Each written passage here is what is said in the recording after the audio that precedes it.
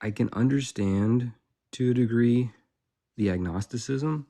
What I find hard to understand is atheism, because like, I understand you mentioned, the Jonah and the whale story, and to that I would say that's not a necessary, like that story doesn't necessarily have to be true, or stories of that example, for there to be a God.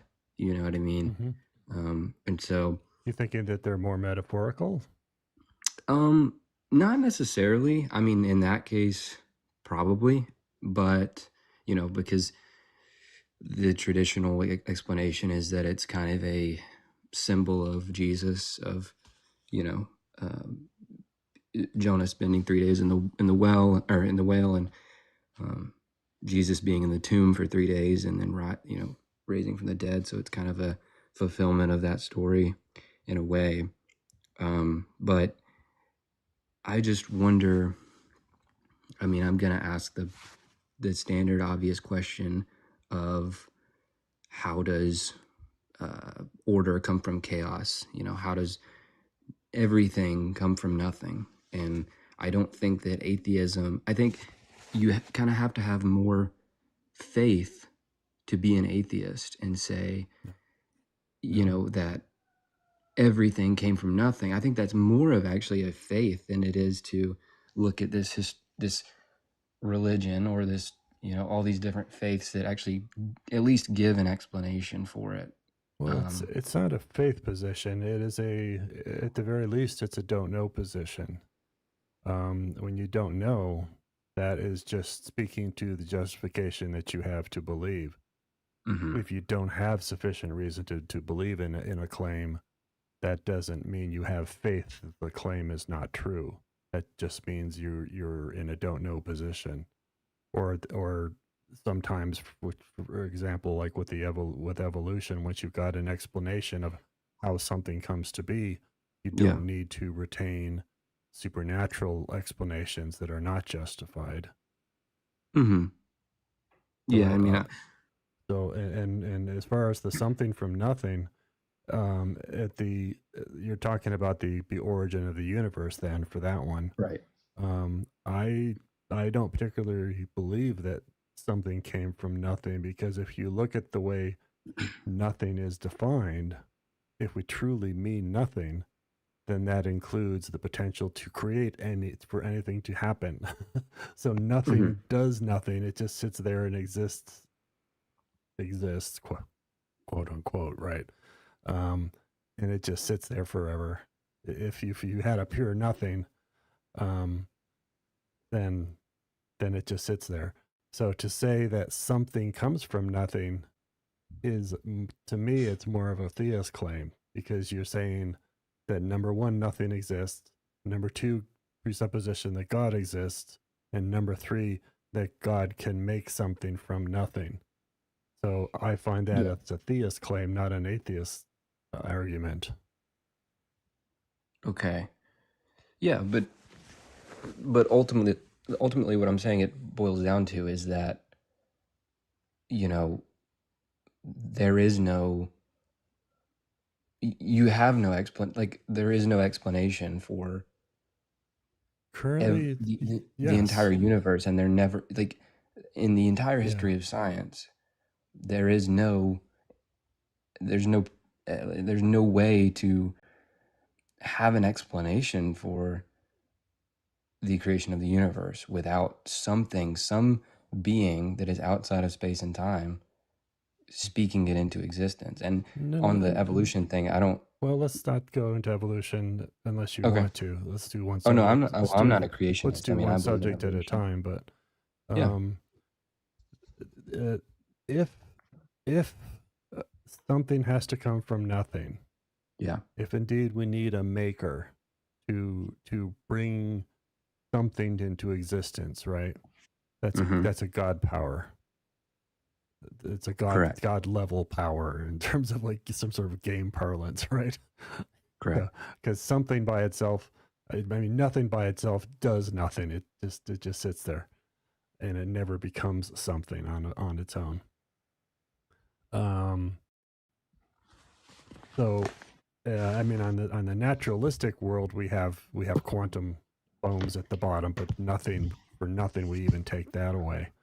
So if you're going to propose that that something needs to create, right? Yeah. Because we're here. The question is, what is that thing? Correct. And I can think of about half a dozen propositions of how that could happen. One of them, indeed, is the deity that you're thinking of, that Hmm. the Christian-ish type God in terms of um, a something from nothing maker, one who cares about humans and all that. So you can pile all that in. But at the very beginning of the universe, all you are justified in saying is, this is the God hypothesis, that a God has the ability to make something from nothing. Now but it doesn't have to be a sentient being. It could have been a being that just does that and does nothing further. Does not care for human life or even life in general. It just created the universe with this set of physical laws that happen to turn into life eventually, given this set of physical laws. It could be a creator who has universe creation as sort of a body function, a natural function of itself. It could be something that creates and then ceases to exist. There are a lot of other options besides the deity, the religious deities that we think of. The problem I have is when people pick out the Christian God or Christian-ish God and say that's the one, because I don't see a difference between any of those 5 or 6 options there in terms of likelihood.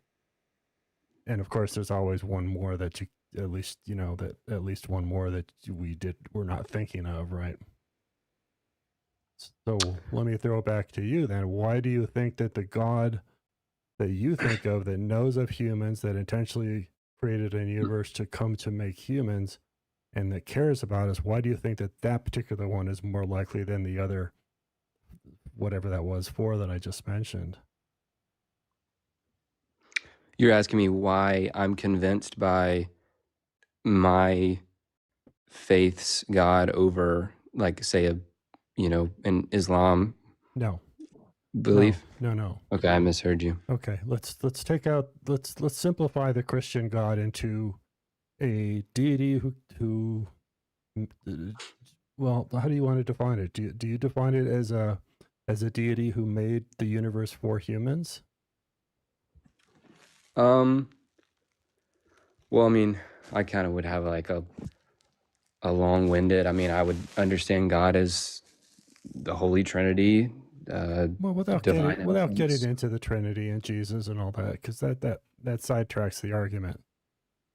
So, Okay, but I yeah. mean, Well, he's an uncreated creator that exists outside of space and time that spawned the beginning of okay. the universe as we know it. Yeah. And does that particular God, does that God definition so far include the necessity of creating humans? Yeah, because it's all. I mean, that's the story of Okay. humanity. I mean, that we. And Yeah. let me ask one more specific. Sure. Does that definition of create humans intentionally by the process of evolution, which is to say he just sets the laws of physics and humans come out of that, or he actually literally comes in and bang creates humans with creation? No. Yeah. I mean, I believe in evolution. So yeah, I would say Okay. evolution is divinely assisted. I guess is the best word I can think of. Okay. Is that So evolution is, in your definition, it would be the method that God uses. So essentially, by setting our universe with the physical laws that it has, humans will come to be eventually, yeah? right? Because that's Okay. the whole. Okay. Yeah. Fair You know enough. Fair enough. Okay. So now you see we've got several assumptions in there that we're building into that you've built into the definition. So what I was trying to do is minimize the assumptions. So strip it back. Let's leave yours as a hypothesis. Let's leave your definition as a hypothesis. Okay. But because it has like 4 or 5 variables in it, qualifiers in it, that each of those variables we have to somehow justify. So just notice that your hypothesis has a greater justification need than a simpler one. So one of the simpler ones that I was proposing was that a deity who is not even sentient has a being, has the power of creating galaxies or universes, but Mm-hmm. it's not even aware it does it. It's just like a sort of a biological cosmic, quality of its nature. So that's another one that has very few other. Well, I don't think they're assumptions as much as they're the best, because from the type of Christianity I come from, I would say that we cannot ever fully understand God. It's like it's an essence energy distinction. So it's not. I wouldn't say it's necessarily assumptions built into the definitions, as it is our best explanation for why we are here, why there is order, why there are morals, like all of those What do you things. mean by let's try to simplify it, keep it simple, and let's put morals aside for a second. We can Okay. get there if you want to, but Oh yeah, I'd love to. how do you define best? What do you mean by best explanation? The most, well, I mean, I was going to say logical, but I guess I can't say that in a debate. The best. Sure, you can. Good logic always is important. Yeah, I know, but I'm sure you would. I mean, you're going to disagree with my logic because you Well, don't. that's okay. It's allowed. I mean, if I Yeah, I challenge mean, I your would just logic, say that. I want you to either see that you've made a mistake or correct me to see if No, I've yeah, I made a mean, well, mistake. So, I would say, I mean, good logic is like doing logic correctly is like doing math correctly. There's only yeah, one answer, right? 1 + 1 = 2, and good logic is like math. yeah. Sound logic, I Um, should say. well, I mean, I guess I would say that the I would say that the principles and the teachings of Christianity specifically are the best system for humans to operate and to um, it's the best way to live if you live according to the structure and the outline Okay. of the Bible. So I think it proves itself to be the best explanation in that way, that without, and that has to go to morals. I know you didn't want to talk about it, but it kind of has to, because in atheism, and I'm sure maybe you disagree, maybe not, but I would say you cannot have um objective morality in atheism, because Well, in your I was view. trying to avoid the going to morality because it's like a next level, and if you do that, you're kind of missing the point of the argument that I was trying to make about when you said it takes more faith to be an atheist. Yeah, because I think Go ahead. well, I was just going to say, because I think you kind of, I mean, I get the somebody in the comment in your chat was like, uh, which I hear this all the time. Hold on, I got to read it. He said, "I can't explain it, therefore God." But and I think that's kind of the point you're making, that just because there's no explanation for it doesn't necessitate a God. Um, Kind of. Yeah, I just don't see that the God explanation is. I see it as one of a good half dozen explanations, and then I don't see that it stands out in any way more than the others. but don't you just kind of have to, in your view, you kind of just have to you I don't know, it confuses me, because you kind of just have to accept that things just exist, matter just exists. Like there is no, and I know you don't want to go into the moral thing yet, but I just feel like that's kind of intertwined in this, that you just kind of have to accept that everything just exists but for no reason. There is no No, point no, whether, but for a reason that we don't know. which I is what? mean, well, the list that I gave you, and these are only the creation options. There are other Yeah. options too, like the universe could have existed eternally, or been cyclical and eternal. So those are two more that get thrown onto the table when you're just looking at pure physics hypotheses and pre-physics, right? Because it's a point of physics where we don't know, right? We don't know what happened before the Big Bang, or if there was a before. Mm-hmm. We don't know if the universes could exist with different sets of physical laws, for Mm-hmm. example. So Mm-hmm. these are all don't know options Yeah, or positions. I mean, I see. I but get but it. but it sounds like you're saying that you prefer the Christian explanation because it gives you other, I call it baggage, but it gives you other explanations which seem necessary, maybe not necessary, you tell me, and but desirable to you, such as uh, objective morality and such as giving us a reason to exist.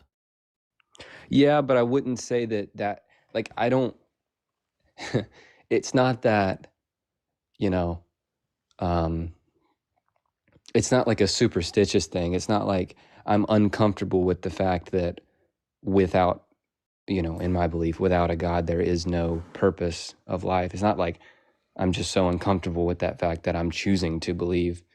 Um, I just don't, I see that uh, we all know that, for example, murder is wrong. It doesn't matter if there's a tribe or a culture somewhere that practices whatever it is, cannibalism.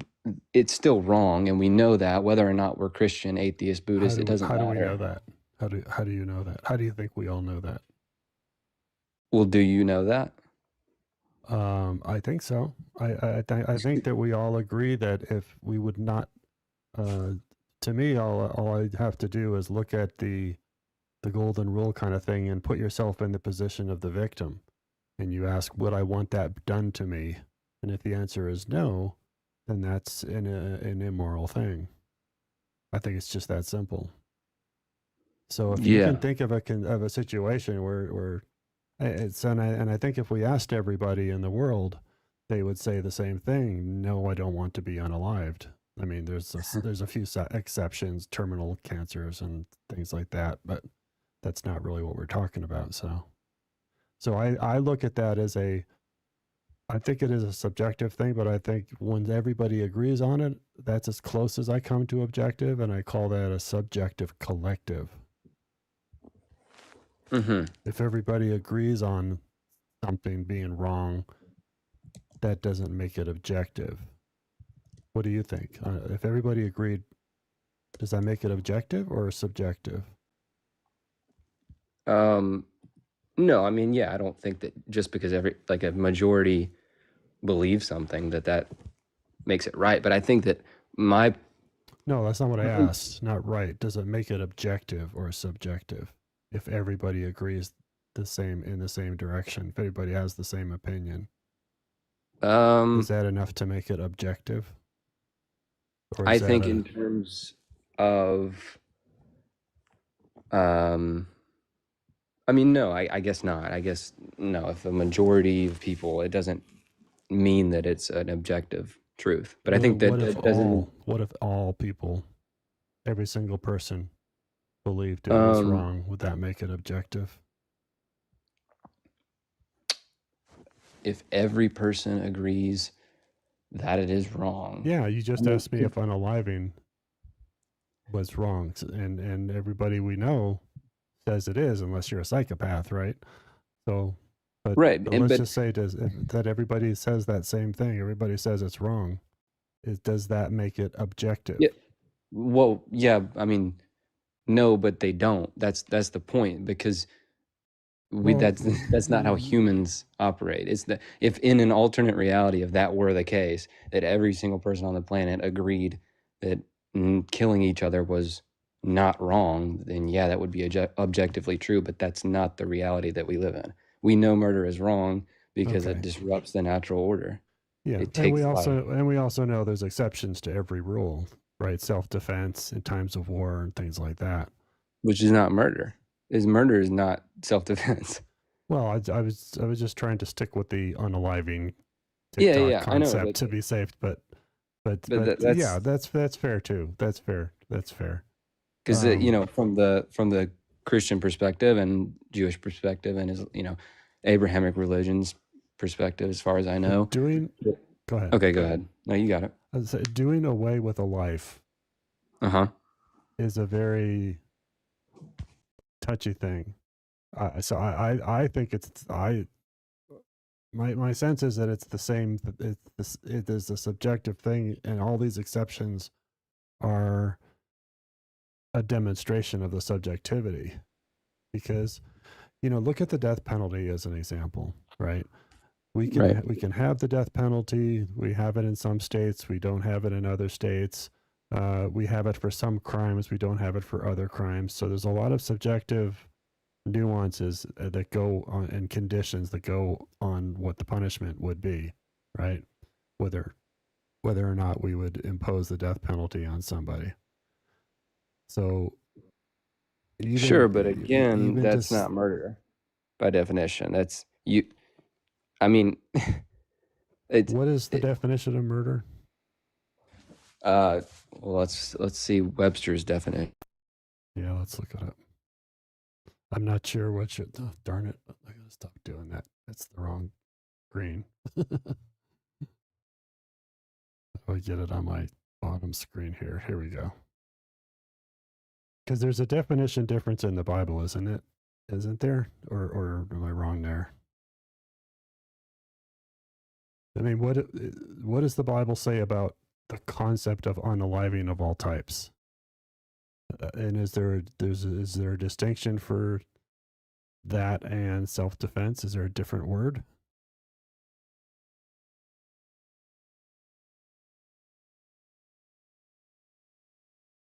Okay, you're off checking. So, what's that?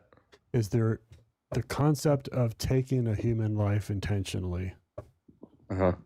Is there a single word in the Bible, or are there circumstantial words that are different, like murder? I mean, as far as I know, I mean the commandment, the sixth commandment, is just simply "You shall not murder." So, as far as I know, I'm not a theologian. I don't. Isn't it just think that there's thou shalt not kill? It depends on the translation. "You shall not murder" is usually the common one. Okay, I'm not. And murder is unlawful killing. Let's go look up that as a definition.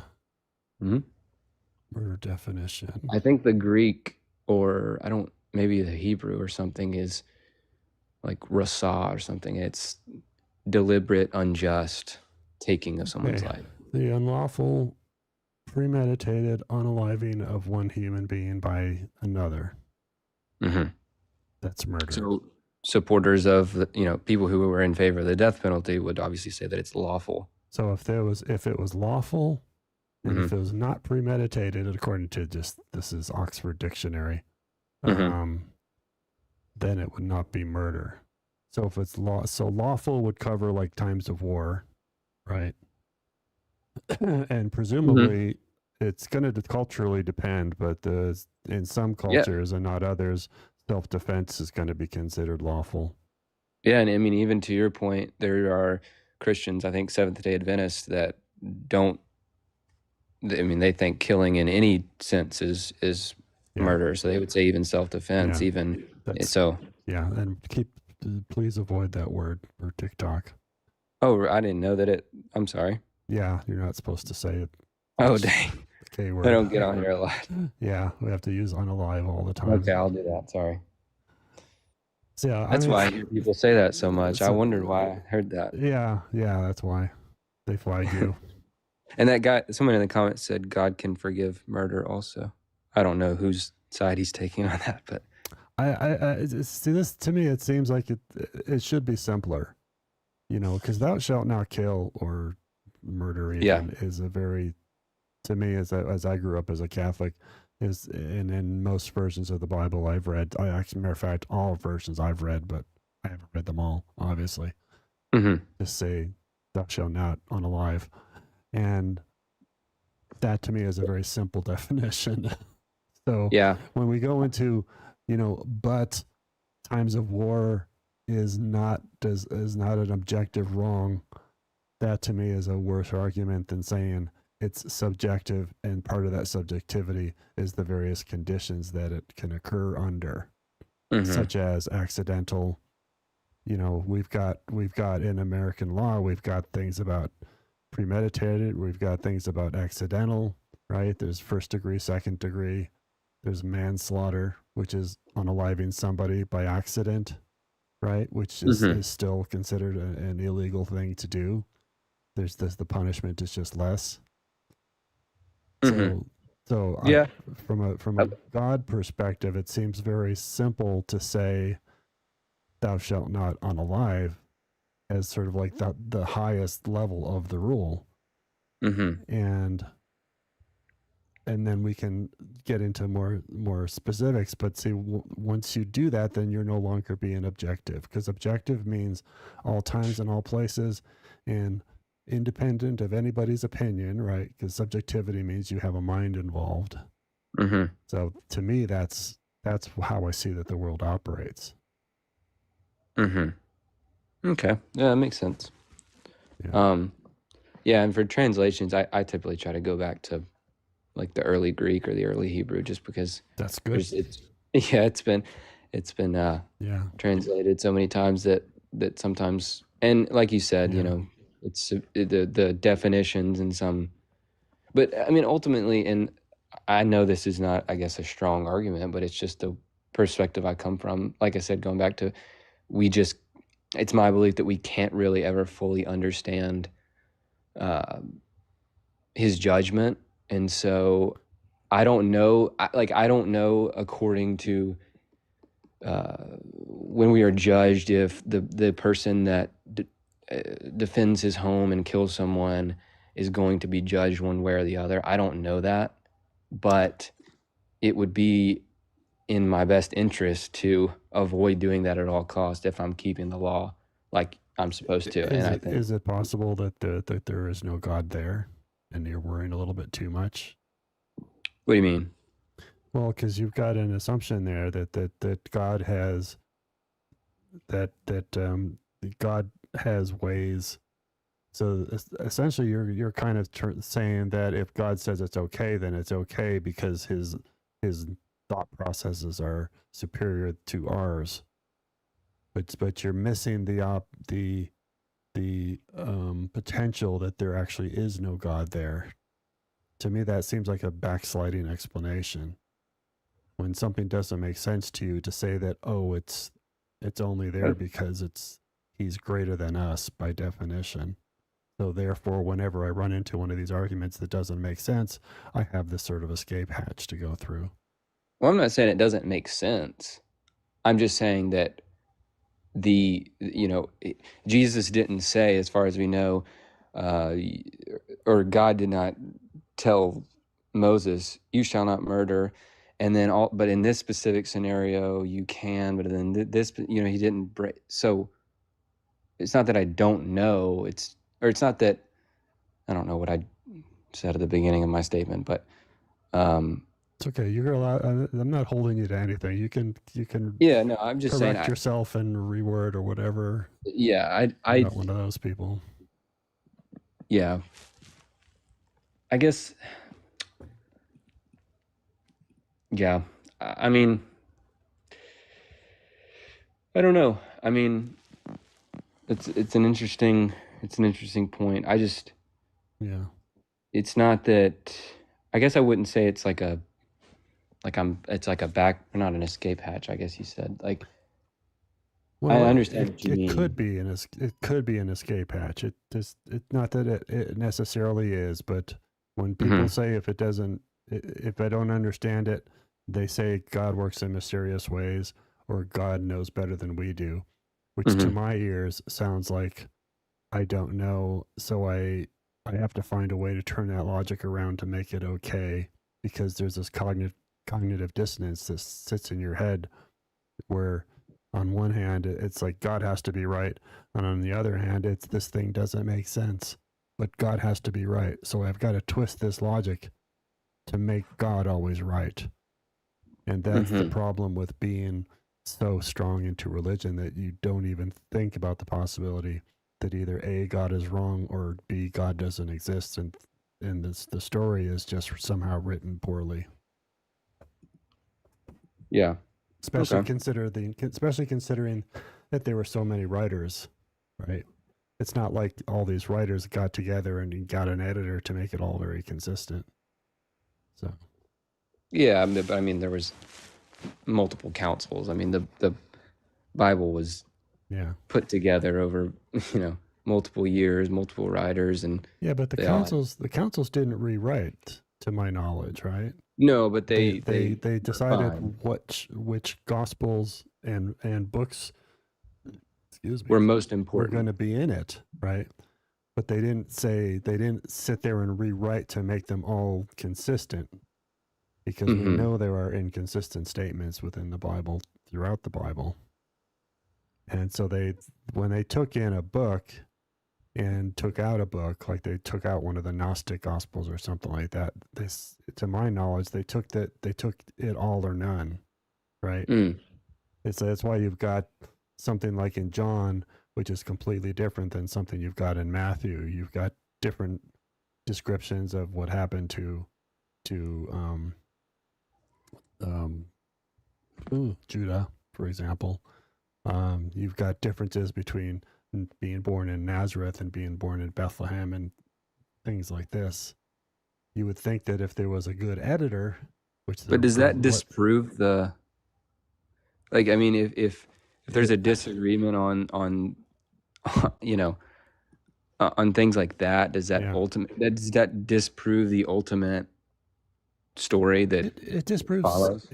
it makes you question certain things. Like, for example, let's just take the birthplace, the Nazareth versus Bethlehem. So Mm-hmm. it tells me, first off, that we have two different writers. Okay. Otherwise, if it was one writer, he would have said the same city, the same location. So we've got two different writers who, and understand that in early Christianity, from the time of the crucifixion, assuming that it happened from the time of the crucifixion until the first writings, which are the very first writings, are maybe 30 years later, and later writings don't come into about 60 years later. There's going to be oral tellings of these stories, right? In let's just say in that first 30 years. So the first people to write it down are going to have heard the variations of the oral tellings, which are going to be much more liable to being mixed up and switched around and stuff, because oral transmission is not as reliable. So perhaps the person who wrote the Nazareth story, that's what they heard. That's the story version they heard, and perhaps the Bethlehem one they heard from another source, a different story, and they were not aware of each other writing different stories. That makes Mm-hmm. perfect sense. So, and there's no supernatural mystical stuff involved there. It's just kind of normal human behavior. So to me, that's what it implies, that level um, of normalcy, as opposed to having to develop apologetics to try to, you know, do numerology and twist them into the same story when there's clearly conflicts between the two. Yeah, I guess my point is that they are um, different tellings, but they're not contradictory because, like, for example, uh, Matthew, he doesn't give like this detailed explanation of why Joseph and Mary were in Bethlehem. He just states that they were born in Bethlehem, and it like focuses on the visits of the three wise men, and it it has a different. I think it just has a different purpose, because since he focuses on the Magi, it's kind of like meant to be a signal that he's not just the King of the Jews, but he's also Savior of the world, which is like this theme in Matthew. And then in Luke's account, like you're talking about, where it talks about the journey to Bethlehem, due to Caesar. Well, they're not contradictory where they're not contradictory. I mean, when they are telling the same story, I mean, Well, I'm just saying, obviously they are broadly the same story, right? Clearly. yeah. There are times of contradiction between the two, with just all that really tells us is, again, there were multiple authors, and that the writing is not, it's not immutable. It's not like revelation from God. God revealed the story to these people, and this one he said write Nazareth, and this one he said write Bethlehem, because that'll really confuse the hell out of them 1,000 years from now. There's no reason to do that. Yeah, but I'm asking broadly why that is, and maybe you already explained it, I didn't hear you, why that is an argument against the validity, because there are different authors that have slightly different stories and slightly different tellings of the birthplace and everything, why that is a point you're bringing up against the validity of the writings or the story. Well, it does not have any influence on the validity of the supernatural elements. I think those things stand unjustified on their own. It only, as I said a minute ago, I think it only gives validity to the argument that there were multiple writers and that it's not an immutable book revealed by a deity. That's all. It's not immutable because there are multiple authors. Because there are inconsistencies which contradict each other. Both things can't be true. Judah couldn't have died by method A and method B. Jesus could not have been born in Bethlehem and Nazareth. They're mutual contradictory. So that just tells me that the book is written by men. Of course, yeah. So it takes away. I guess I'm missing it takes away the fundamentalist argument that the entire book is inspired by God and immutable and perfect in form, and some people just do insist on that. Okay, I understand that. I gotta hop off in a few minutes, but I did want to ask you one more question of just why, and this is probably, it's kind of maybe a broad question, but why, and yeah, I'm sure you've gotten this before, but why don't you, what are the main kind of reasons you don't, because I know you said you grew up Catholic, which I'm sorry for that.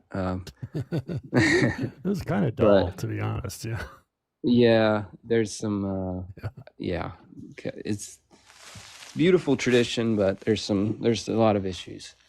But what is kind of your main resistance to maybe like being interested in it or giving it another shot? And then what would kind of have to happen, or what would you have to see for you to be like, man, okay, I was kind of wrong? Let me put it to you this way in the form of a question. And if you don't like this, I will answer it not in the form of a question.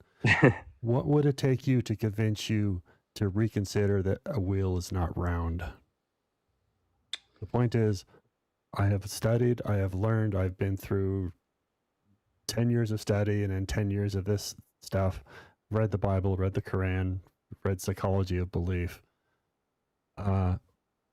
And the conclusion has already been reached. So you're going to have to undo a lot there. So it seems to be that the proof is already done. So at what point do you stop wanting to reconsider something you know to be true? At what point would I want to? I mean, at some point you should. Let me rephrase that. At some point you should stop question something that you know to be true. For example, the Earth is round. We should not be going through this Earth is flat arguments anymore. Mm-hmm. We know the Earth is round. Why should either of us consider it again after we've already considered it and learned that the Earth is round? we're done. We're done with that subject. It's time to move Well, on to a different subject. well, yeah. I mean, on flat Earth, I would certainly agree with you, but I would say Yes. that kind of goes against the.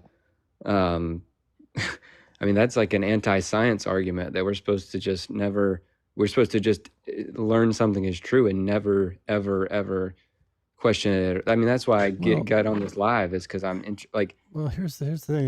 If you take something like gravity, okay, Mm-hmm. and these are all metaphors for believing in God.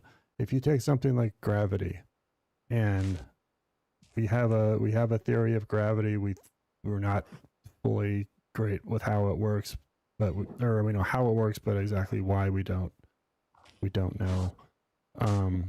But we know that it works. So if you're going to come up with an alternate theory of gravity, such that if I let go of something in a gravitational field, it goes up instead of down, you're going to have to come up with more than just a statement that that's what happens, because it's written in a book someplace. Okay, here's this thing that every time we drop something in a gravitational field, it goes toward the center of mass. Every time. Mm-hmm. And you either find times where there are exceptions and then figure out how to explain that. Like there could be a magnet that pulls it up or something. Mm-hmm. Or you're going to have to come up with something that also explains it going down, but gives a better reason for it. So once we have an explanation for, like, thunder and lightning is the one that I pull out all the time, we no longer have to keep the Zeus and Thor explanations. We drop the supernatural explanations because they're of no use to us anymore. Well, they're also bad explanations. I mean, they're not. that's just foolish. Why are they bad explanations? Well, I mean, worshiping this guy. The Christianity is unique in that there's a real physical person that was God incarnate on earth. He's not a drawing. You don't know that. You know. There with the microphone again. You know that Jesus existed. I'm not going to argue that one with you, but you don't know that that Jesus was God incarnate. That's only something that's written in a book. I mean, let me pull my mic. Jesus appearing to 500 people after he was resurrected. No, he didn't exist. He didn't show himself to 500. Paul said that he showed himself to 500. That's not 500. That's one guy saying.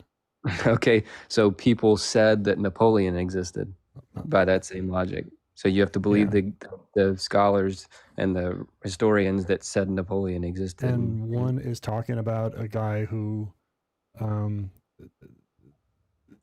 was an emperor and held wars, and the other is talking about someone who rose from the dead. These are not equal claims. One needs a lot more evidence than the other.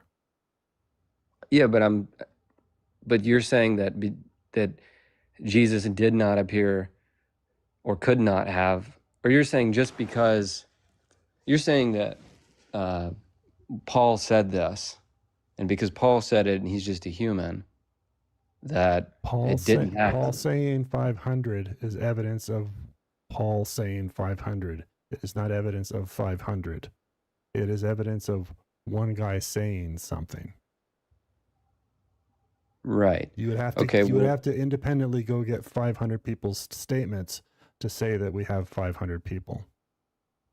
Paul saying 500 is much easier to believe that Paul was incorrect than it is that a guy came back from the dead. You understand that? So we need, yeah, I mean, I get what you're saying. Okay. So we need 500 individual accounts in order, but you still wouldn't say believe that there's 500 witnesses. Yeah, I still probably wouldn't. But at least we've got that point there that one does not equal 500.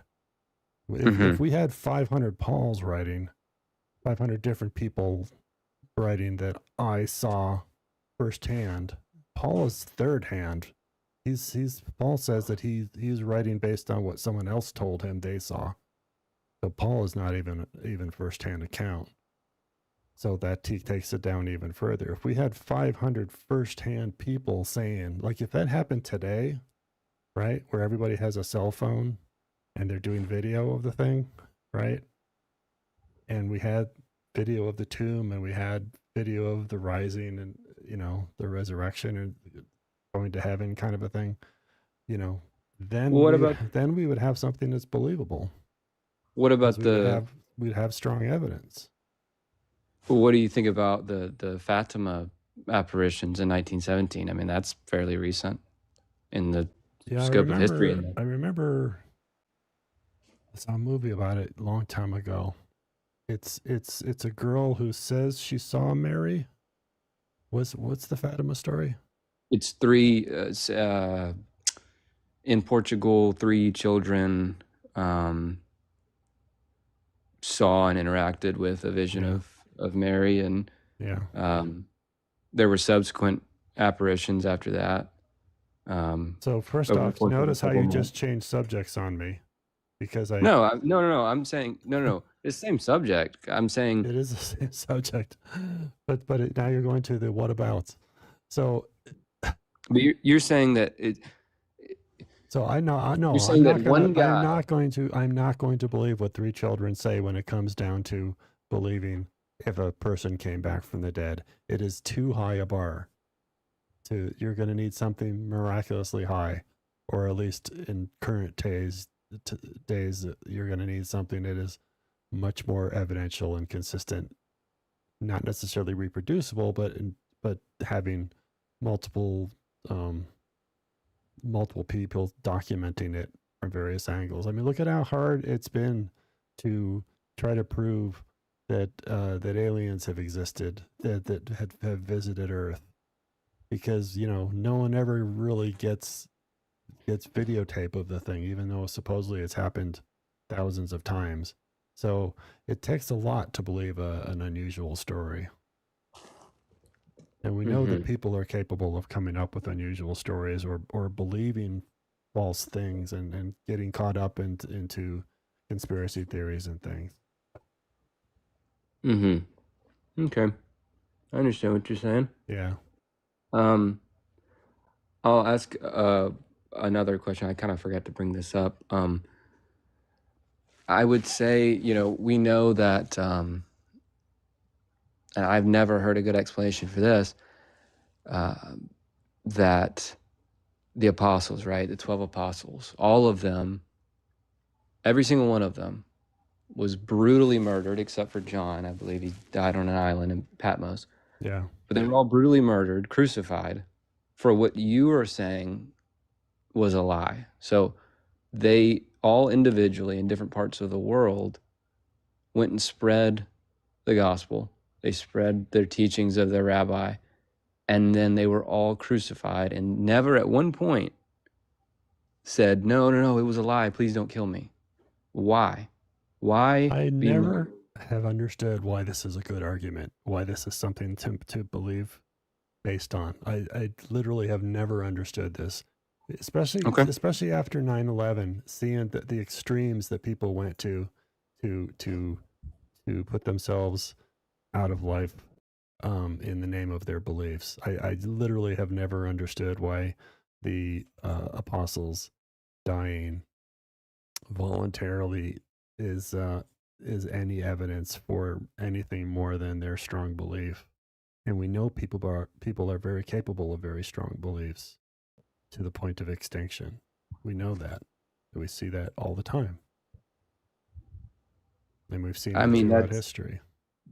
But you have to admit that I mean, for that would take a ridiculous. But why do that? I mean, what would be an explanation? Did the 9/11 people put themselves to death going through crashing the planes? There was something that they believed in.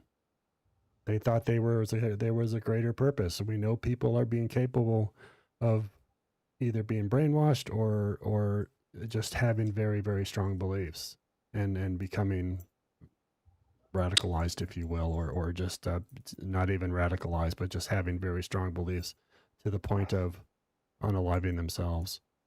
I mean, this happens in every generation. This happens probably I mean, multiple times a that's year in every that unit is a of history. So does this mean that every one of them are proving something supernatural? I don't get it. I totally don't see the connection. no. It's That I such mean a that's common it's such a common argument too that it baffles because me. Why there's please no. why does this make sense to you? Well, first of all, I mean, comparing Islamic extremists uh, committing a terrorist act because they, for whatever reason, for their faith, I don't understand at all how that compares to It 12 it apostles is a who demonstration of the strength of humans to put their lives on the line for something they believe strongly in. That is not an advocacy for terrorism. It is not an advocacy for the the the the apostles doing what they did. It is a psychological demonstration of the extent that people can commit themselves mentally to an ideology or an idea, even beyond their ability to survive. Yeah, but then the question is, why were the apostles so convicted of their belief that they were willing to be killed for it? Why? Why? Obviously, Why? I don't, because they believed it. I don't know is why they there? You believed think it. they're just they were just so crazy, and they made up No, stories because about. we know that, because if you study the psychology of religion and the psychology of belief, you will find that um, that these are behaviors that are within normal for human beings. We are fully capable of making I extreme, agree.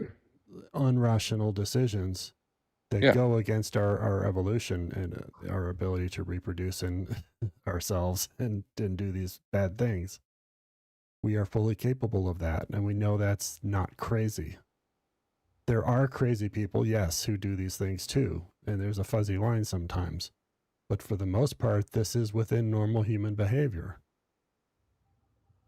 And Yeah. much of it is culturally driven, which also tells us that there's peer pressure to do this thing. And if you're in a religious cult, which is what that was, it was a strongly religious group. It was a couple thousand Christians, I believe, at the time of Christ, approximately estimated, um, before the crucifixion.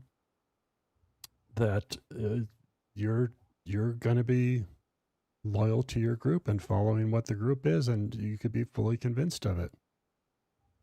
It doesn't Yeah, mean but it's you. right or wrong. I mean, it doesn't mean it's correct or incorrect, but we know that people are capable of being, especially back then when they had no knowledge of other things. They had, they believed in supernatural things as in the same way that you and I believe in, um, I don't know, colors or something really obvious. It was not unusual for them to believe in supernatural things.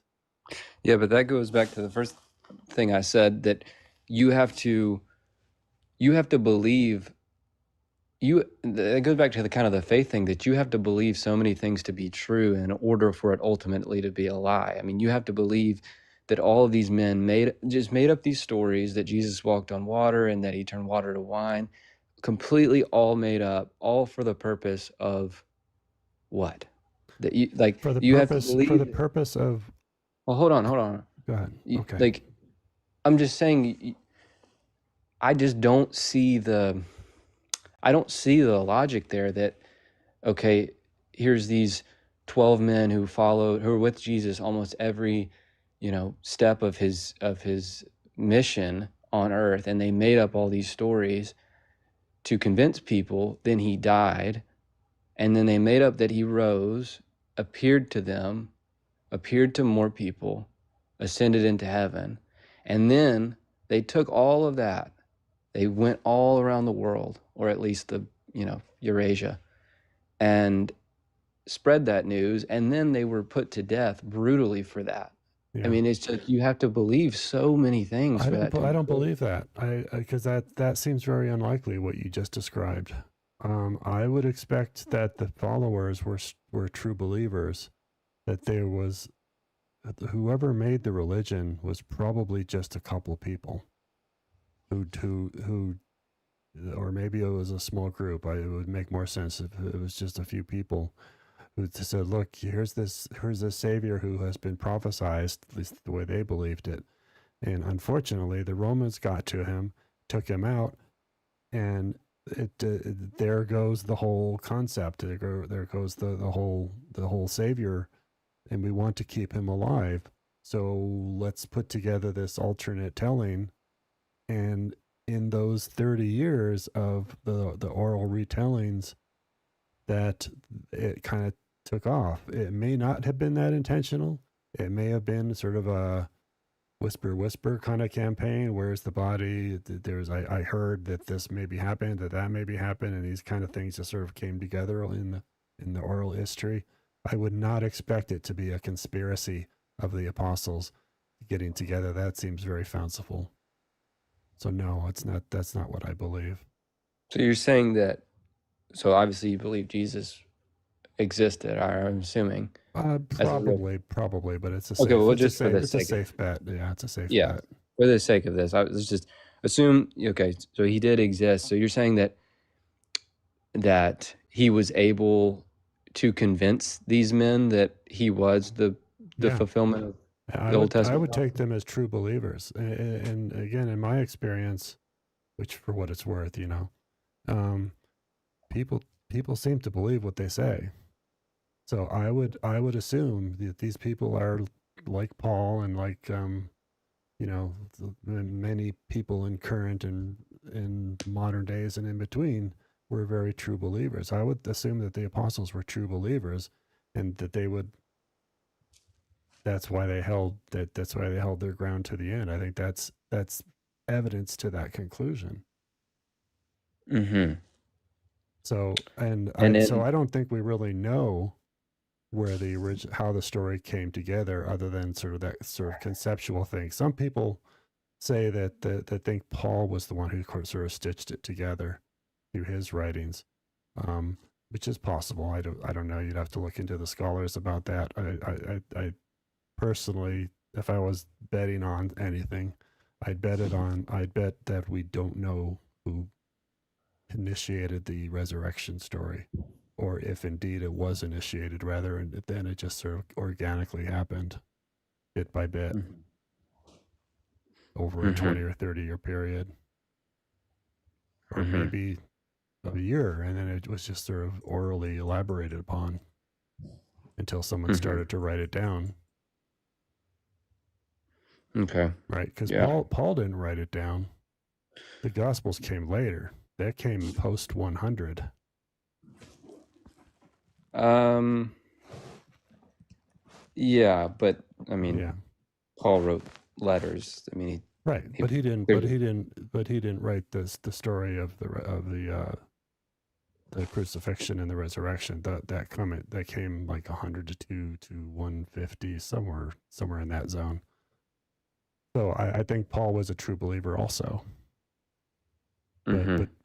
I'm just suggesting that he didn't write the Gospels. So I don't know who did. Somebody who then put the names Matthew, Mark, Luke, and John on it, Mm-hmm.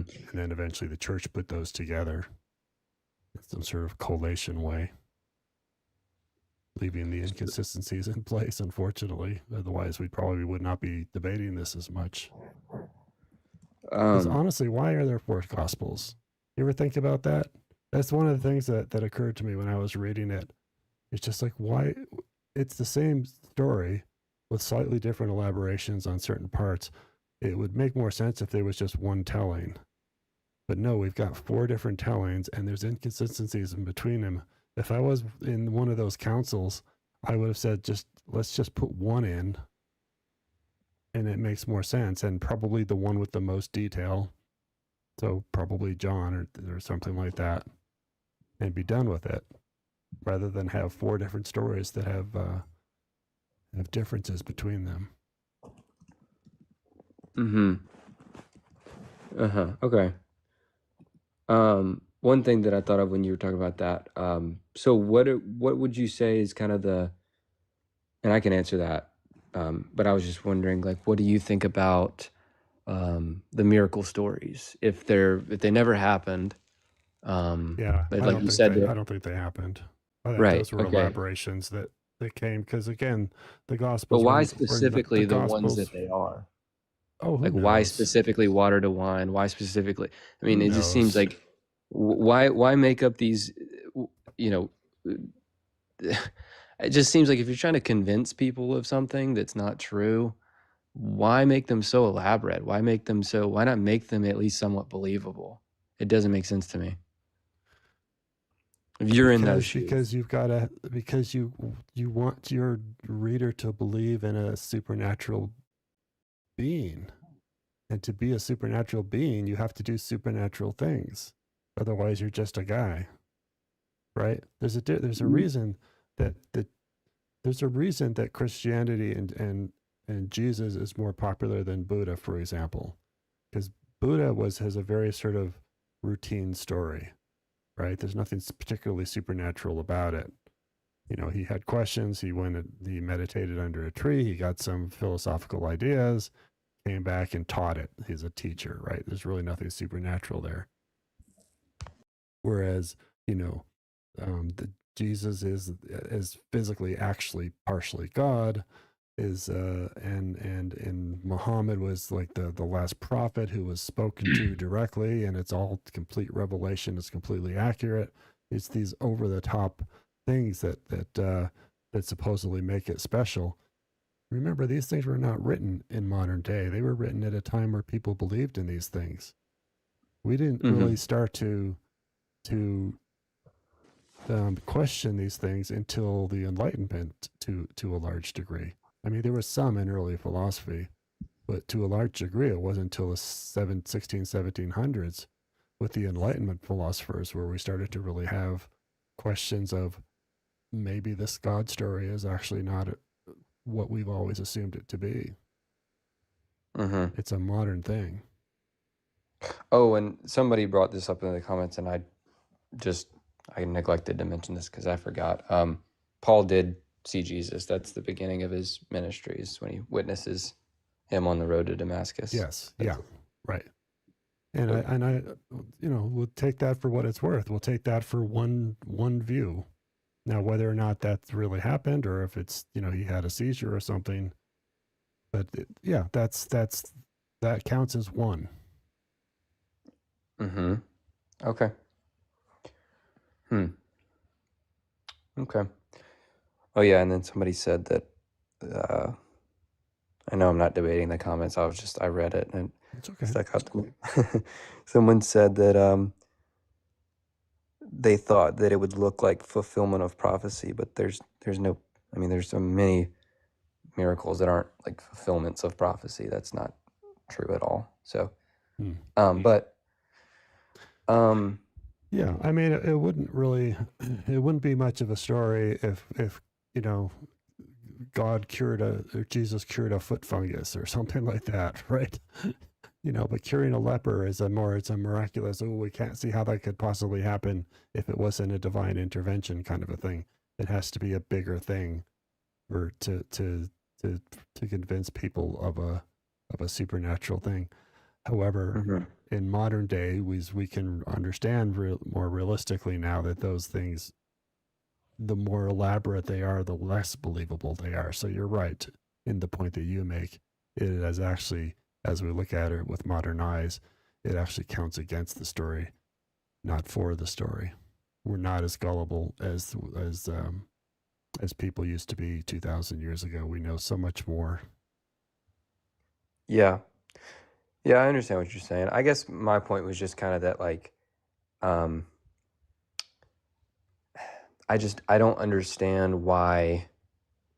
I know you kind of already responded, but um, I just don't understand why the miracles would be as specific, and I get what you're saying, that it kind of requires for this story to be true and for him to, be God incarnate. You have to Yeah. have a story about some unexplainable thing You happening. have to do godlike things, yeah. Right.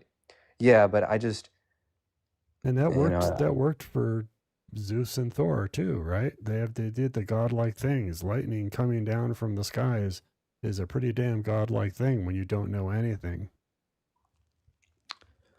mm-hmm. right? I mean, look how people used to get freaked out about meteor showers and moon eclipses and stuff. They had no clue what those things were, Yeah, you know? but yeah, it's just like when I guess specifically, I'm thinking of like, you know, I guess to kind of play devil's advocate, I guess. I understand your point in the specific miracles of like raising someone from the dead or uh, casting out an evil spirit. That's like this big, huge thing that, but specifically in like feeding people, multiplying fish or turning water to wine. It's like, why, why make up that miracle? What purpose does that serve other than it being a actual telling of people that witnessed that happening? I mean, that seems to have no, you could have If taken somebody that one did out. that, if I asked this to help a little Mm. bit, if somebody did that today, Mm-hmm. would you believe them? If I If wit, somebody reported that today, that said that this guy came along or this woman came along, whatever, and fed 500 people with a loaf of bread. if someone came along today, and no, did I and wouldn't. did Yeah, so you would question it. I mean, the only and frankly, even if you were there, knowing what you do about magic and how people do illusions and stuff, you would probably think it was some sort of trickery being displayed on you. So Yeah, but to be fair, I mean that's like one small, not small, but that's one instance or one example of his yeah, divinity in one part of the Bible. It's well, not like, and we can go through them. It's if someone taps on someone's shoulder and cures them of leprosy, and all the doors go away, and if it's would be one thing if they did it right next to you and in front of you, and you all have your cameras out and you're all filming the thing. It would be another one.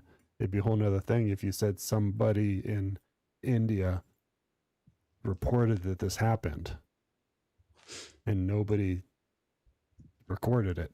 It was just a telling of a story. mm-hmm. You wouldn't believe it. I mean, You would true, consider it. but You would consider it. You would probably. I'm assuming you correct me if I'm wrong here, because I don't want to put words into other people's heads. Mhm. Um, but you would look for corroborating evidence and things like that, other reports and video evidence and whatever we got. And nowadays we got to worry about people making up AI videos, Mm-hmm. so that's going to Yeah. make things even worse. Mm-hmm. Okay. Yeah, it's a good point. Yeah. Um, I was wondering, um, do you give any, or do you like think about any of like the fine tuning argument, or any word on A that? little bit. I know that physicists say that the fine tuning argument is not a strong argument. Mhm. However, it is probably the strongest argument that there is for a deity. Um, so there is that. Like I say, the God hypothesis, it does remain on the table. It is still a God of the gaps explanation, but I don't see a problem with it as long as we don't raise it to the point beyond that it's justified to be, which is unproven hypothesis. So Mm-hmm. maybe someday we'll get more proof. Maybe someday Jesus will come down and do all this stuff in front of us with all our video cameras and cell phones and TikTok and everything else. Mm-hmm. So Mm-hmm. Okay. I'm trying to think if I have anything else. it's Um, been a good conversation. I appreciate yeah, I that. always like doing this. I Yeah. try not to. I feel like a lot of people probably get on here and just call you dumb or whatever. So I try not to They do don't that. last very long. What's the point? um, yeah. Um, yeah, I guess my biggest conviction, and then I'll hop off, is just again on the materialism thing of just like, Yeah. you know, I, the subjective experience, it can't, according to science, I mean, it cannot be, I mean, I don't know, maybe you disagree, but I would say it cannot be adequately explained just by neurobiology of subjective experience, the qualia. We don't know that yet because But we don't understand consciousness yet. So we are so do you still think not we'll able to answer get this. a full, we will get a, I mean, My 2 cents. I think we will probably never understand it. If I was to bet on it, we are certainly in an age now where we are going to have um, Turing test passing AI entities before we understand human consciousness. And I think it's entirely possible that we will never get the explanation for consciousness. mm-hmm. I don't see Okay. it anywhere in the near future. Yeah. I've read a book by one of the leading researchers in this field about 2 years ago now, and she didn't still know. It was quite obvious that there's still a lot of open information. There was a brain study, that's bigger than a brain study. They're trying to map the entire neurology of the brain that Mm-hmm. is similar to the Human Genome Project that has been going on for about 10 years, and we're still nowhere close to coming up with exactly what consciousness is. So it's not going to happen in my lifetime. I would expect it that we're not going to know it for many years, if ever. Uh-huh. That we may be stuck with this one permanently. Yeah. Yeah. I guess, I mean, I don't know if I'm restating myself, but it's just, to me, the consciousness, I guess specifically, um, since it's non-material and it's personal in nature as far as we know. To me, that points towards a spiritual source. If it can't, it can't be reduced to just our material processes. Perhaps, but that doesn't mean it had a creator. It could also be just part of this is what this types of physics comes to be, and maybe there's a non-material piece of us that exists and comes into being when you put together this much mass in this certain pattern. I don't Well, know. but I is mean, and maybe we are, floating conscious entities in sort of like the cloud Star Trek monster kind of things. That when we get born, we join up with a body, and it has nothing to do with a deity. Maybe the universe is more of a Scientology thing where it's just filled up with these conscious entities floating about, ready to attach to the physical world, and when we're born, it attaches. Maybe that's the thing. But that can happen without a deity too. There's nothing but this. isn't Go ahead.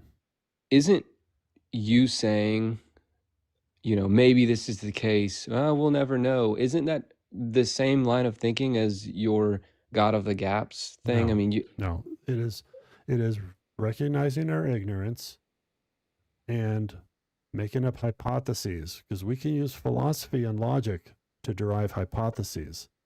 A hypothesis is a proposed explanation, right, of how yeah. something works. Mm-hmm. But it is not proven or not given evidence until you can find a way to test it. So we have many hypotheses that we cannot test, which means we have to keep them at the hypothesis level. We are not justified as to rising them up to theory because we have not figured out a way to test them. And if there is indeed a supernatural element, like consciousness might be a non-physical, not part of our 4D dimensions, then we have no access to test it, and in which case we will never know. Mm-hmm. So it could be that we're right. It could be that we're wrong, but having confidence that we are right when we have no ability to test something, that's a mistake. That's why I say, in my mind, I think we may never know. But I can't say that with high confidence because we know so little about the subject. We try to apply our philosophical logic to it, do the best we can with that. But this is the limitations of when we're living. This is what humanity knows at this period of time. Come back in 1,000 years and we can, put our AI brains together. Oops. That's my TikTok thing. Hold on. Does that at 90 minutes. I don't know why.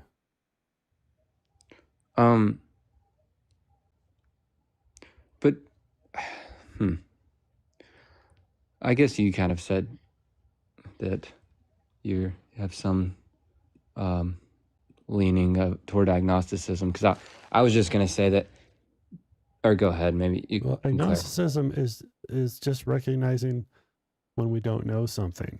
So you don't lean toward agnosticism, you recognize agnosticism.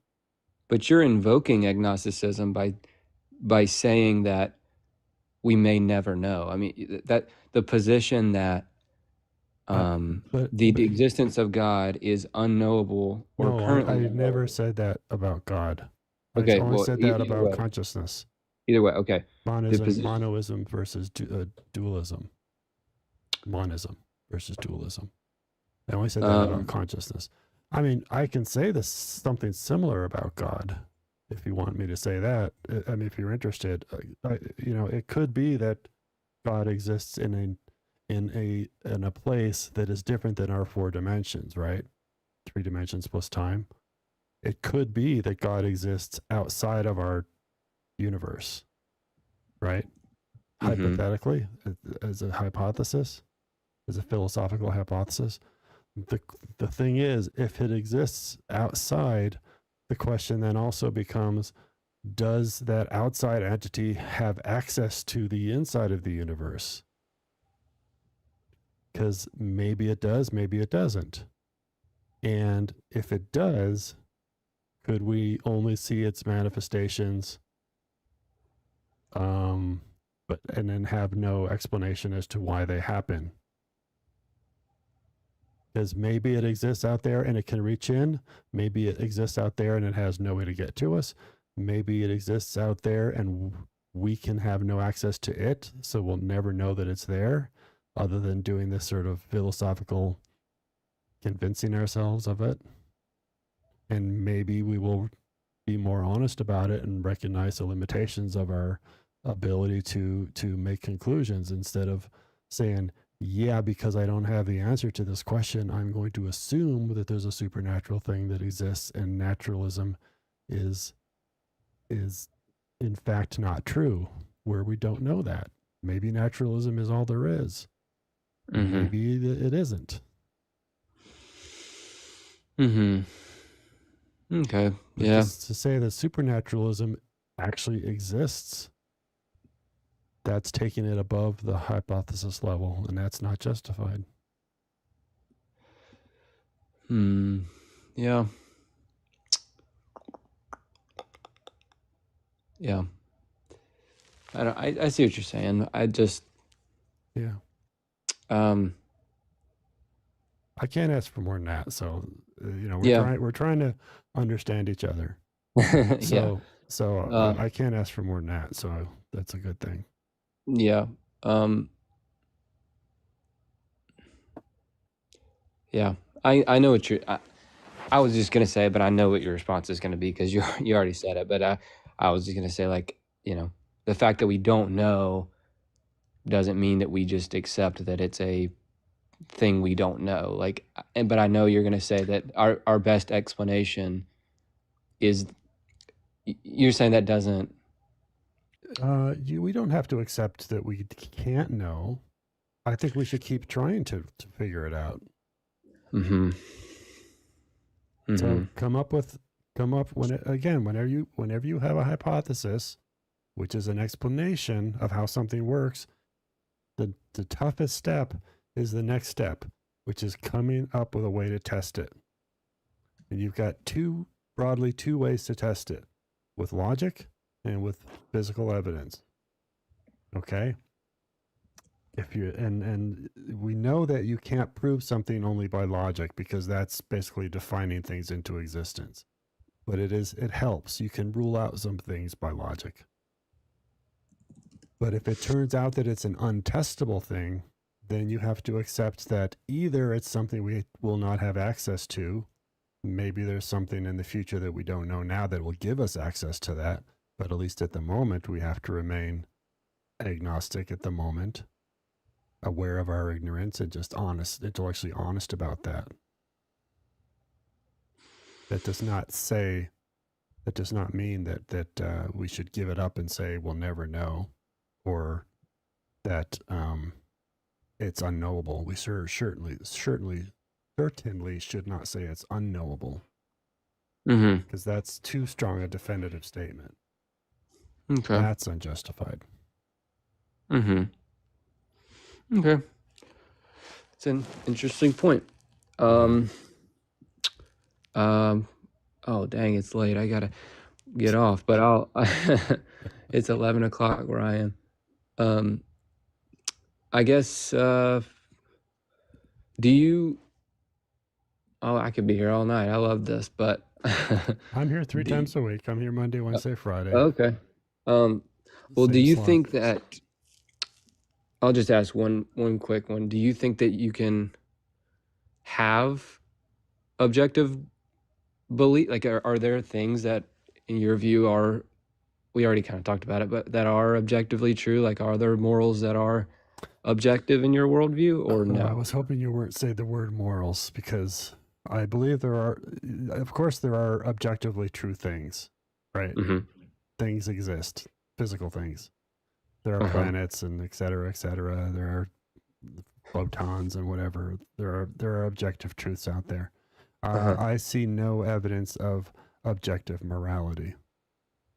If I see great evidence for an ever more elaborate subjective morality, as animals and ultimately people have evolved into more complex creatures with larger, more complex brains, particularly the frontal lobes.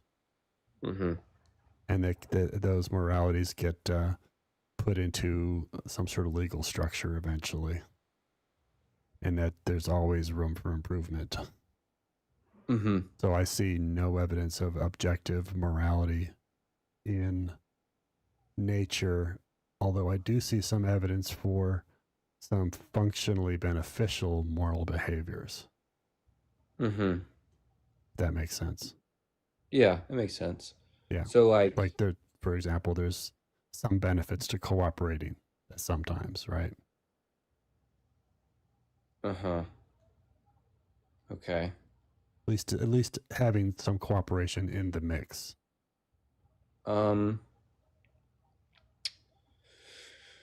Okay. Do you think that,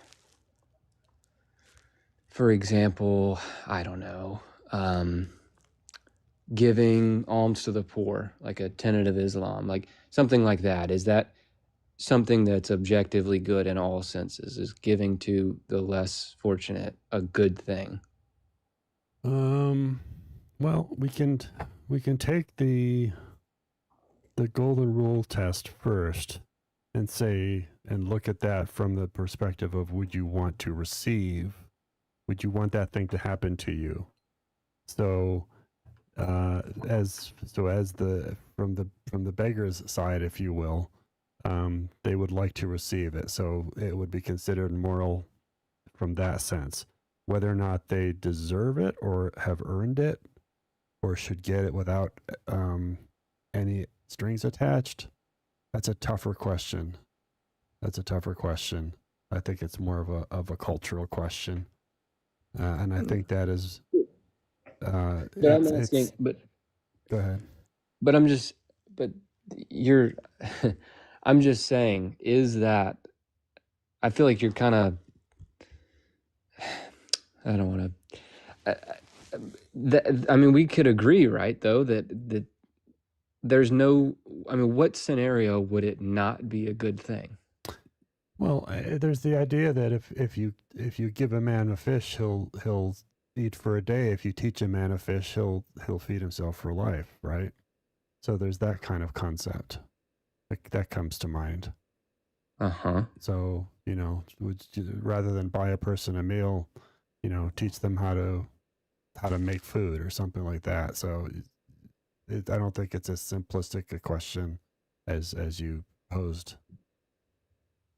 Yeah, okay. So then I guess a specific example, um, if just in this specific instance, if I was walking down the street and there was a homeless person and they were starving and I gave them a meal, is that a good thing to do? To feed them when they're starving? Sam, Just in that simple, just that instance, in the yeah, 10 minutes I that they're think it is. eating. I think it is a good thing. But I'm reminded. It just comes to mind that Sam Harris dealt with this question. I don't remember what book it was, Mm-hmm. and he said that he went through the thought process of sort of taking it more to an extreme. It's like if it's good to give somebody $1, wouldn't it be better to give them $2? And if it's good to give them $2, wouldn't it be better to give them $4? And if it's good to give them four, wouldn't it be better to give them your entire paycheck? And at some point you get to a point where there's other factors come in, and it's no longer a good thing, right? So it's not as simplistic a question. And what he did, what he ended up in his, just to throw it out, was that he came up with some sort of compromise idea that he justified, I think, essentially tithing like 5% of his personal income to charity or something like that. So that's how he dealt with it on a philosophical basis, because he did ask that very question. Yeah, well, I mean, that's I see what he's saying, but that's, I mean, of course it would be better to give the person a buffet. Of course it'd be better to give the person a place to live for the rest of their lives, of course, but I'm just saying at the core of it, the base, that is a good thing, objectively. That's objectively true. I don't see Whether or why not you it's have to put better the to, word objective. What does objective mean to you? well, that's what I'm at. That's the point of my question is there is nothing that's objectively good in an atheistic worldview. Okay, it's not related to an atheistic or a theistic worldview. It is, Sure, if it's it is. objective, no, it's not. If it's objective, it means it's the same, it's true at all places and all times. So anybody's worldview means nothing. And it is Yes, independent, it's independent of everybody's opinion. So it has nothing to do with an atheistic worldview or a theistic worldview. If it's objectively true, it is objective at all times for all people, independent of anybody's opinion. no, no, because you could, uh, someone could have an opinion. A group of people, a cult, could have an opinion of something, such as murder, that is subjectively okay to them, but we Right. all know it is all agreed upon that it is objectively wrong to unalive someone. No, Whether or it is not to all agreed them it's upon. subjectively. It is all agreed upon as a subjective collective. Just because a group of people, just because a group of cannibals decides that cannibalism is the way to go, that that's what they do on Thanksgiving is cannibalize their neighbors. They think they're doing the right thing, but they're everybody who they take in and make a meal out of does not want that to happen to them. So that means that they are doing something wrong, even though they believe it to be right. Just Yeah, because but that culture believes it doesn't mean it's right. agreed. But But but that doesn't make it we objective. It makes it a subjective collective of opinion.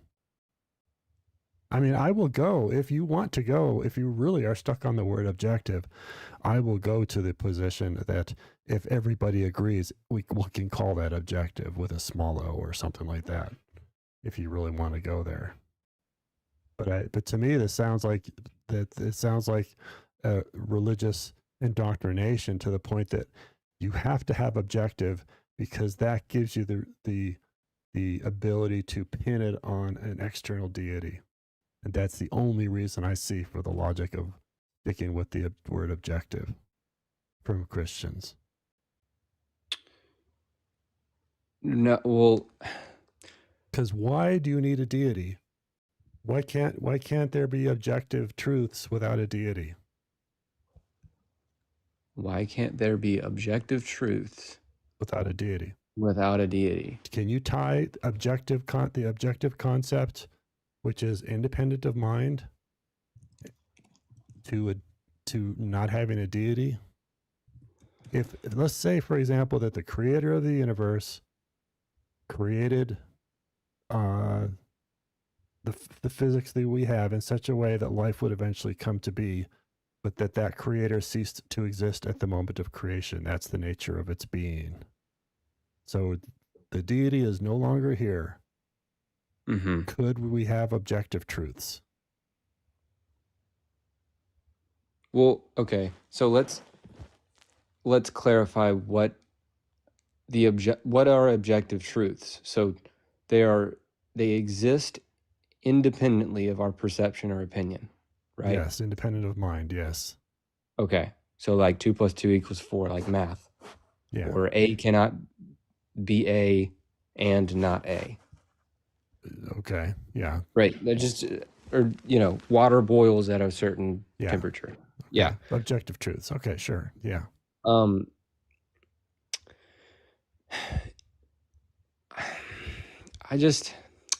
I would say, I don't know. I mean, if there is no.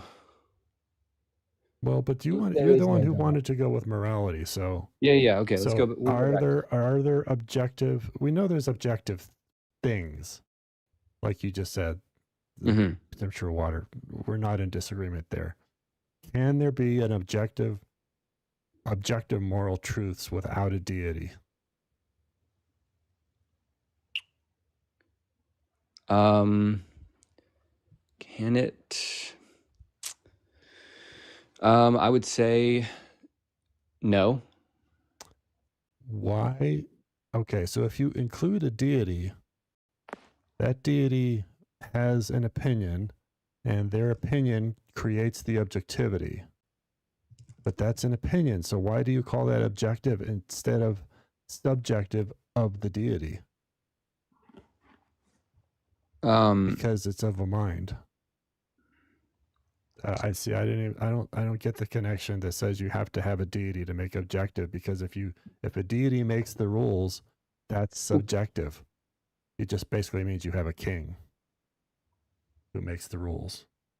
Because to me, without maybe I didn't hear your full point, but if there's no God to establish or sustain truths, then it becomes very hard to account for the objectivity of the truth. So like in a purely materialistic worldview, truths could be seen as, like you said, human constructions or just like cultural agreements, which leads to, relativism of true just varies from culture to culture, which that undermines the very concept of an objective truth. No.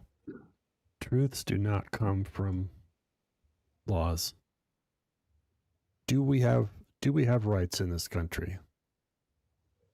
Do we have objective rights? Even though they're often violated, I would say, yeah. We don't. We have subjective rights. We have a Bill of Rights in the United States that says A and B and C and D are rights. We only have those because they've been defined into law. We don't have them because they objectively exist. We don't objectively have the right to be fed or to have a house or to have free medical care, but we have agreed that freedom of religion is a right, lack of discrimination is a right, whatever else. I mean, it's a little hard to say these days. A lot of these rights are going away. Yeah, but true. you see that they are human constructed and defined by people and by cultures, But and by leaders and by legal systems and by governments, all that stuff. yeah, okay. But without God or a, whatever, a, someone that establishes truth, how do we say that something like chattel slavery in the U.S. was wrong if it's Truth. if it's if if it's wrong, I would believe, and I hope you would believe, that it's wrong in all times and places, no matter what. It's not just a moral belief. Yeah. It's just held by societies without, if we don't have some sort of moral standard, to me, that's transcendent, then I just don't see how there's a way to guarantee that these moral truths that we would agree on are objective and they're binding to everyone. Okay. You use the golden rule that I said before. You put the question up, would you want that to happen to you? There's a name for that, but I wish I could remember the philosopher who says, look at it from both sides. Look at it from side of the oppressed, look at it from the side of the oppressor. If you don't know what side you're going to be on, if you're thrown into the slavery point and you don't know if you're going to be slave or master, define the oppressed side and ask if they would want that to happen to them, if that would be their preference. If the answer is no, you have a moral wrong. When somebody is imposed upon, you have a moral wrong. It's just that simple. We don't need more than that. We don't need to believe that came from a deity. That seems just, to me, very obviously, intuitively correct. Slavery is wrong because nobody wants to be a slave. No, slavery is wrong because slavery is wrong. Slavery is wrong because nobody wants to be a slave. And because it's wrong to violate a human. But my point is that with no moral with no standard, and nothing that is there's nothing transcendent. This is your standard too. But somebody with that could say that, well, there is no objective. Every morality is. I know what you're saying, and I'm trying to address it, but I just I don't know. It's hard for me to be convinced. Can you see any situation under which you would want to be a slave? Of course not. I suppose the worst case scenario would be, you have two options, slavery or death or something like that. But let's put that aside. But so that's all you need. That's it.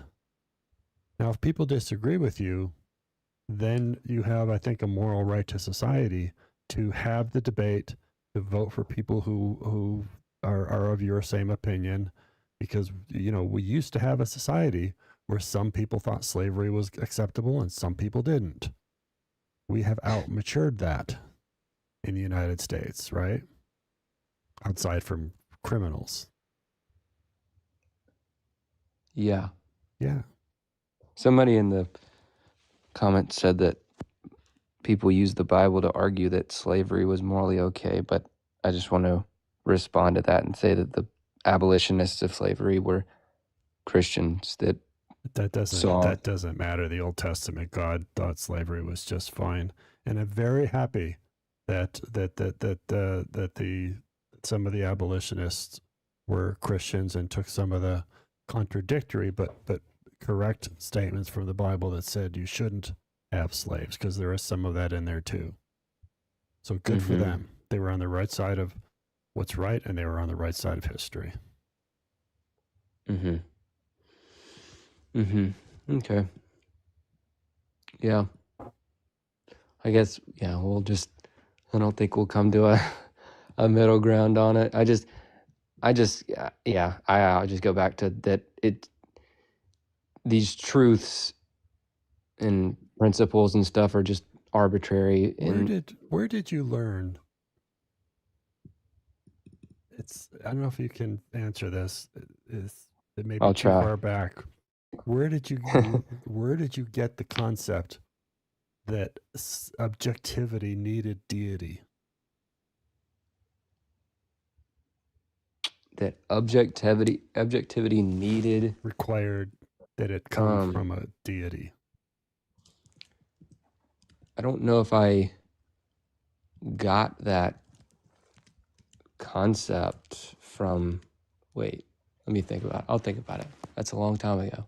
Where did I get the idea that, like, let's say that slavery or whatever is wrong, or there are objective truths? That objective, well, I asked you a couple of different ways. I asked you that objective truths or that moral objectives have to come from a deity, have to be sourced from a deity.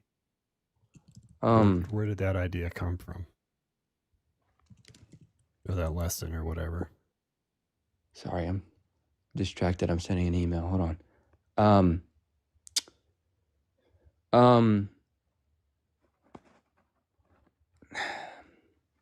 I guess, I mean, I would take the, well, I mean, I would take again the moral argument and the argument from Kant, that it has to, that morality has to be grounded in something beyond humans, because human opinion can't provide an absolute moral standard. So that's your problem. That's what I'm asking, because you're saying you're asking you're where, saying that it has to have an objective basis, and I'm questioning that is a presupposition that has no basis. That seems to be an indoctrination, which is to say that you were taught to accept that without question. Yeah, but I could also ask you, I could flip that and ask you why you think, hopefully, that slavery is wrong. Like, where did you come to this conclusion that things are wrong or things are right to you, even though they might be, like, why is unaliving someone objectively, like, why did you come to that conclusion that unaliving someone is a wrong thing to do? Okay, well, I've already answered it a couple of times. I want to put this book up for you, called Moral Origins, The History of Virtue. This will help answer some of your questions. Personally, I think the best articulator that I've heard is from Tom Jump, who's an atheist activist who came up with this in a way that I could articulate it, which is that if you are being imposed upon in a way that you don't not want to be imposed upon, that it is a moral negative. If you look at this book, read this book, Moral Origins, you'll see more of the precursors that come through evolution, and also through the evolving, if you will, of society's complexities. So there's no deity source in here. It starts out with evolution in terms of functional benefits like reciprocal altruism. I do something good for you, you'll do something good for me. You know, if I protect you now, maybe you'll protect me later. That kind of a thing.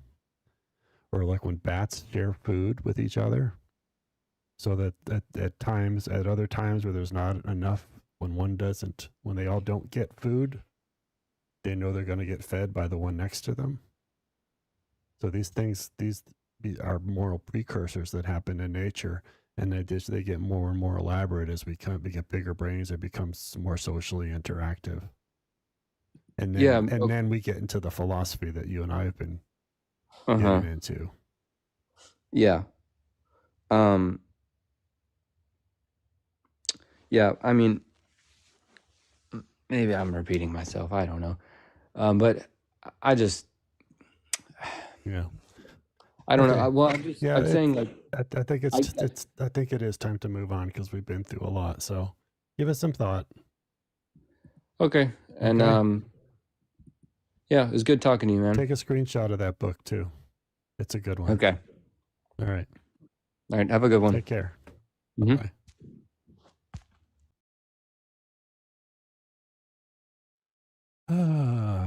I'm sorry, people. I find that interesting. So, um, because at times you're at times you get close to a breakthrough, at least to the point of having somebody think about what they may have missed in terms of their own logic and their own beliefs. And I like to sort of go down those roads. And so the idea that everything that morality needs to have an objective basis is part of the problem, because that is a presupposition that for a believer has has no foundation. Anyways, let's see. So who else wants to come up here? Nobody's requesting because it's, I guess that went on so long. Let's see. Who have I got back here? I'm gonna look for some questions and see who's. Let's see. You're having a pretty good conversation there, Ralph, back there with the ex-lady.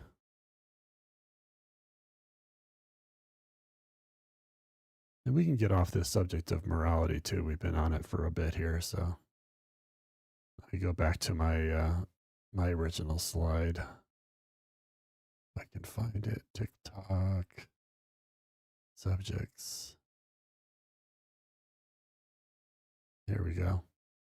So yeah, the life satisfaction from learning, I think is such a is one of the best feelings in the world, to learn something new. And it's not quite as pleasant, but it is ultimately satisfying to learn that you're doing something false, because my gosh, why aren't you embarrassed to be repeating the same thing that's not true anymore? It takes a certain type of a mind. That's why the flat earth people are just kind of fascinating. Let's see. Ralph is requesting, and you must have requested way back. So let me grab you and bring you up. Hey, Ralph. Hey, how's it going? Pretty good. I enjoyed that conversation. I went a little long for some of you out there, but Yeah, it's pretty good. I think there's some other people requesting. It might not be showing up for you or something. But one thing is, like when you lean back a little bit, like when you're taking a drink, or you're looking up or looking to your right, your sound is coming okay. But when you're talking, when you're leaning forward, and especially when you're talking towards your mic, it's getting a bad little reverb thing going on. So it's like your really, gain or your boost on your mic is a little reverb. bit too much. So moving your mic away might be better. All right. Actually, I've turned down the gain 3 times, but I'll do it again. Like like when you have your mouth like that, Yeah. it sounds fine. But when you turn towards the mic or you raise your personal volume up a little bit, Yeah. it gives that little reverb bit. All right. Oh, I'm getting better and better at this. I'll have to listen to it in post too, and that'll give me a little more information. I got the gain almost down to 0 right now. Well, just either lean back a little bit more or push the mic further away from you. Yeah, I just did that too. I just went back 4 inches. That's better right there. Yeah. Oh, we're so One close to getting this one right, but okay. one thing I wanted to say, and this was brought up a while ago in that conversation, was I find it interesting that people want to say, well, what you're reading in the Bible, we need to reevaluate that translation because it's been translated multiple times and stuff like that. Where, when they translate the Bible, for most of the versions, they don't go back like the NIV new version doesn't translate from the NIV and stuff like that. They go back to original source material as far back as they can, and they do a lot of research. They understand Hebrew, Greek, they do all this stuff to develop meaning and stuff, and they use references for where that same word, because like in the Hebrew and Greek, a word can have multiple different meanings and stuff. And so they look where that word was otherwise used in that same context and what does it mean there to develop the context and say, well, this word means this, and they give that translation. So they do a lot of work with that, and there's very smart people who understand the languages a lot more than any of us do, who give us this translation in English that we have. And there are some different translations that have some bias in as far as how they translate stuff in little ways here and there. But for the most part, they do a pretty thorough job, and I think it's pretty arrogant of someone who doesn't understand Hebrew or Greek to just read a word in a scripture, a single word in a scripture, and say, well, that Hebrew word, I'm looking it up in this concordance, it could mean this, this, and this, and this other thing other than the English word that was translated. So it should be this other word here because that fits my dogma. And that's wrong because you're not looking at all the other stuff the translators look at to establish that translation. There's so much that goes into that us mostly common folks who don't understand Hebrew and Greek and don't do all this deep dive research into it cannot second guess how these translations are done. I think that's just so wrong. Yeah, and I think that's where we have to go with the consensus of the scholars. Yeah. And that's the best source we have. Let's see. So I don't see any current requests, but I'm gonna just send some requests out. Goku and the Chief says he's requested for a while. Who has? Goku and the Chief. Okay, I'll send him one.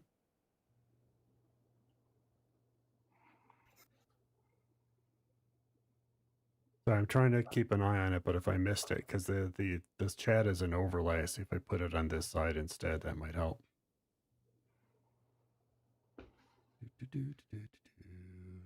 I think he dropped off when you invited him, and now he's back. I got two here, so let me see if I can grab. Just bring them both in. Mayor and Goku and the Chief. Yeah, it kicked me a second ago. Yeah, sorry about that. That wasn't That's me. all right. Well, welcome in. Thank you. Sorry I missed your request earlier. No, I know you're like that guy was more like apologetics preaching mode, but he didn't really bring in the history to connect it all with Israel. And that's what most people don't know is the ancient history of Israel and how they impacted our history today. What point did you want to make with that? I'm talking like 3,500 years of dominion in the Middle East, and the only reason that they've been conquered, came back, is because God was with them. And that's the only explanation, because they went through the worst of worst. They got exiled more than one time, but they still managed to come to their homeland. I'm not saying that's the end all. I'm just saying that's a little bit of supporting evidence to say, this people is resilient more than usual. I think there's a deeper story, because God worked with the people Israel, and every king, King David, Solomon, these were all real people. They did real things, undeniable. So that's where the history of the Bible comes to fruition and is something tangible that we can study. Why should we take God as a deity who cares about humans all that seriously if he only seems to favor the one group? No, it's not just the one group. See, that's where you get it wrong. It's a faith. It's a belief in the one God. And they're just called Jewish. They're called Israelites. But Israelites encompass more than just one race. You realize that, right? No, but go ahead and explain it. Well, didn't God tell Abraham that his descendants will be as numerous as the stars, which implies billions of people? Okay, fair enough. So it doesn't matter if you're a Jew or a Gentile. It doesn't matter. God loves you all the same.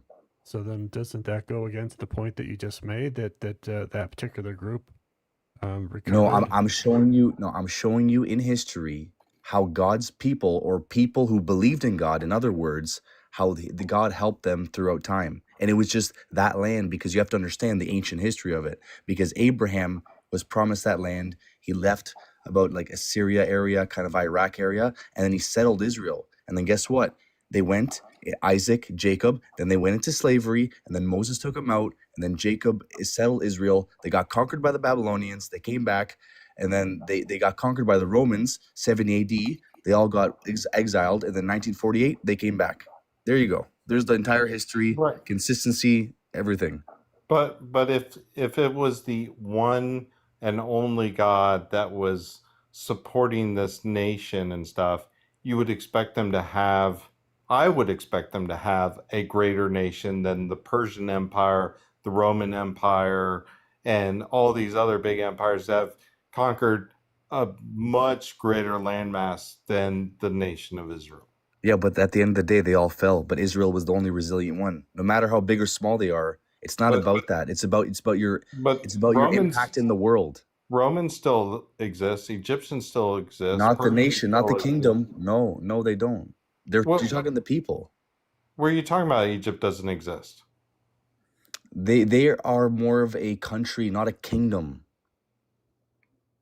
You know what I mean? Like they dropped down from their podium of once they once were. Now they're like third world country. It's not like what they used to be in the ancient world. So they're like completely like done, you know. There has been some trace people, and they kind of like resettled the same land. I understand what you're saying in that, but as a dominion powerhouse, they're low. China still exists. No, Japan. I mean, no, there's I know. tons of nations that have existed for a long time period No, but not longer than Israel. without being conquered and destroyed repeatedly by other nations. But they had civil wars like crazy. Okay, So it was all internal there. So they changed power too. okay, and Hmm. I don't. It's okay. I'm just trying to show you the historical accuracy of the scriptures, because there's a book called Well, The Wall Chart of World History. It takes the entire chronology of the Bible from Adam to Jesus, all those years that those men lived, and it puts into a chart, and it shows every king from every kingdom that we possibly know from a third party like historians. So it shows that the historical accuracy of the Bible matches up with what our historians have found on their own research. but there is no historical accuracy in this captivity in Egypt. That's in your opinion, brother. But the rest of the history says in there. otherwise. That's what I'm trying to tell you. You have to get the whole context. There's no evidence that a Jewish nation was enslaved in mass in any sizable scale. Okay, was scale. Ramses a real pharaoh? If you date the time of the Egyptian slavery period from the Bible, it is before Ramses was in Egypt, and we have lots of verifiable evidence about dating when Ramses was in Egypt. Is the tomb of Joseph in Egypt? I don't know anything about the tomb of Joseph in Egypt. Well, it is. The tomb is there, and he was the prime minister of Egypt. Like, you have to understand. Tell me where. Right, but that's not evidence. I got you. Tell me where Israel came into play. That's not evidence that a Jewish nation in a large scale was captive, enslaved in Egypt for a time period, and then fought and got their Okay, I got you. from Egypt, and I got you. And all the firstborn in Egypt were killed. Okay, so you tell me when Israel started as a nation, please.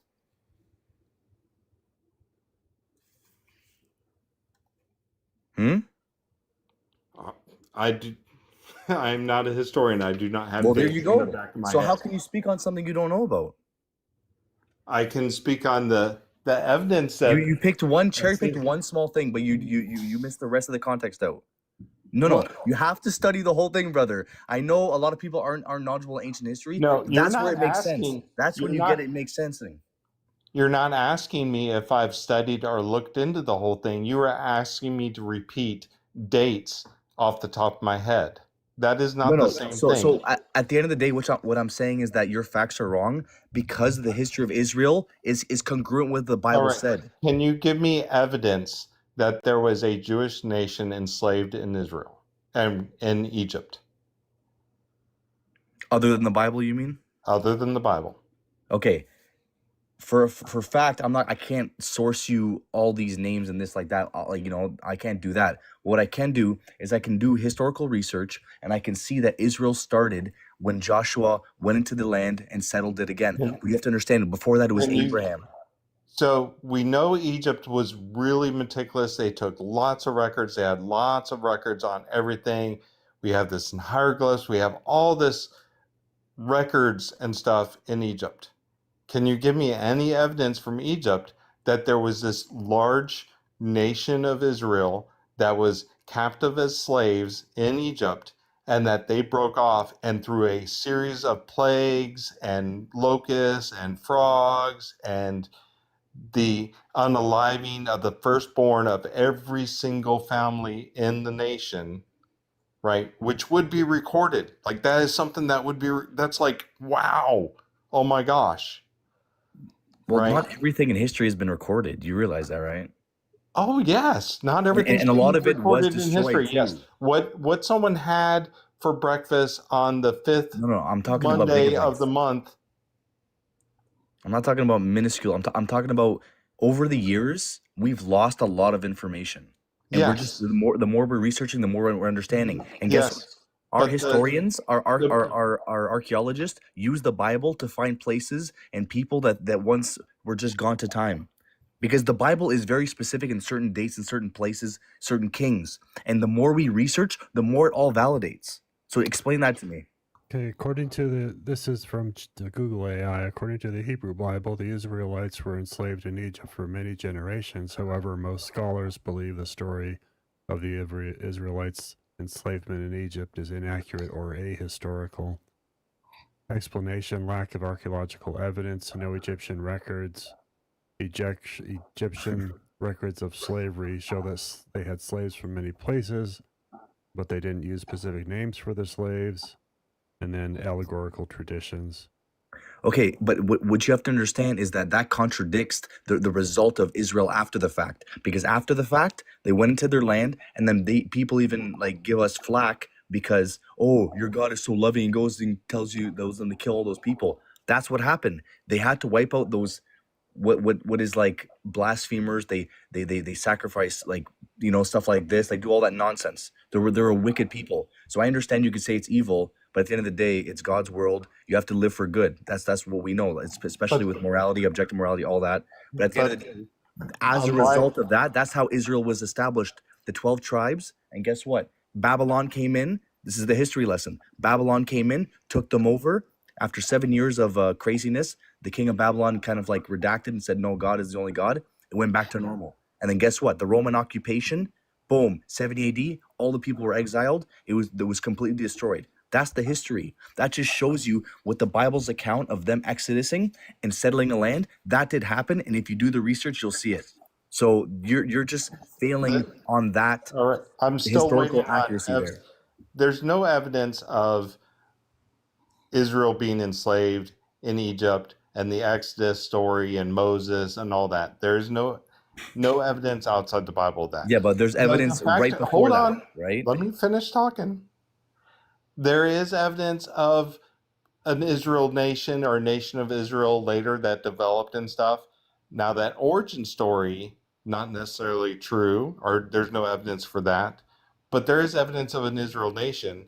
But a nation of Israel doesn't, just the fact that the nation or a people that call themselves Israelites, just because they exist, does not mean that their origin story that they told is true. Right? That doesn't give evidence of that.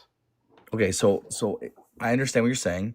So the one thing I brought up was the historical consistency of Israel. Number 2 is going to be the prophecies. This is where it's all going to connect because the whole Bible was written by people over time, all being consistent, all really trying to reveal Messiah coming, get ready, Like, just live for love, live for good, righteousness. You're good. That's all you got to do.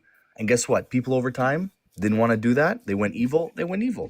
And that's why there's objective morality. It's either you're good or evil. You cannot be both. And everybody knows in their hearts what good and evil is. So don't try to like fool yourself. Like, come on. So that's how we know that God is real. Okay. He loves us so much. He gave us Jesus. He gave us life to make a choice. You know, he's not going to hold you by your ear and make you do things. He'll give you that Okay. free will in honor. Okay. Hold on a second. So one of your presuppositions is it's all consistent. It's not consistent. It's very inconsistent. You can take just one small example is 1 Samuel and Chronicles name two different people killing Goliath. There's inconsistencies throughout the It Old was Testament. David. And David and also Elhan the Bethlehemite. Depending on which there source. was more than one 2 Goliath. Samuel 21, 1 Chronicles 20. Yeah. Do you understand there's more than one giant back in that day? No, they both describe the same giant. That's how they describe it. That's your interpretation. But in reality, the reason that David picked up 5 stones is because Goliath had 4 more brothers, and I just recently learned that too. Okay. So you have to Yeah. understand you're cherry picking 1 Samuel, this, that, but then you have no historical context. You have no biblical context, and you're just Where cherry did you picking. learn that? At least give a whole verse or a chapter, and then explain it. Don't just cherry pick random verses. Where did you learn that there was 4 more brothers? I researched it. You know, that's not how written in the Bible. I didn't see it for myself. No, I haven't read the whole Bible in its entirety and everything, but I'm very well studied in history, and I just saw, like I said, we're talking about history here. So I would like to see you address that because that's how it all connects. That's how it all makes sense. Anyways, the point is there's inconsistencies throughout. I'm not going to go through each one, but what prophecy from the Old Testament is fulfilled? So there's many prophecies about the Messiah, where he's going to be born, virgin, the things he would do. All right. We'll stop right there. Okay. What prophecy? Read me the prophecy in the Bible that says the Messiah will be born of a virgin. Okay. Let me pull it up. 1 second. Because I can give you the one about like where in Bethlehem he was going to be born. All right, go ahead Yeah, with let us that know where one. you're at. I think that was. Is it Amos 5:7? I just trying to remember because I'm just trying to It's in Isaiah. No. There's one in Amos too about Bethlehem Ephratat. Oh, small, how like the Messiah will be born from you. Do you know this one? I think it's Amos 5:7. Let me just check.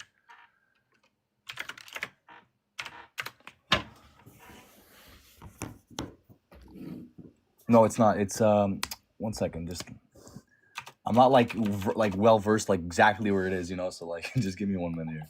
But I know like if I just type it, it'll come up.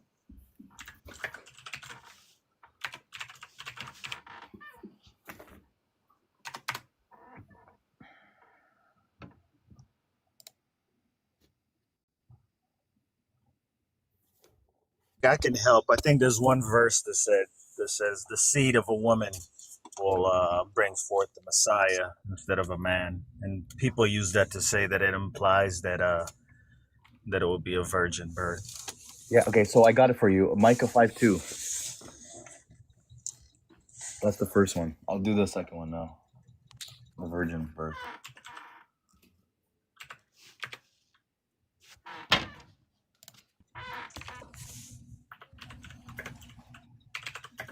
So Micah 5:2 says, "But you, Bethlehem, Ephrath, Yeah. though you are small among the clans of Judah, out of you will come for me one who will be ruler over Israel, whose origins are from ancient times." Yeah. So prophecy is not written like this guy's gonna be born here. Did Jesus the Messiah rule over Israel? He will. Did he rule over Israel? When he was alive? No. All right, so that prophecy is not fulfilled. Yet. Well, it's not fulfilled. You can say something's going to be in the future, that hasn't but been fulfilled yet, especially in the book of Revelation. You realize that, right?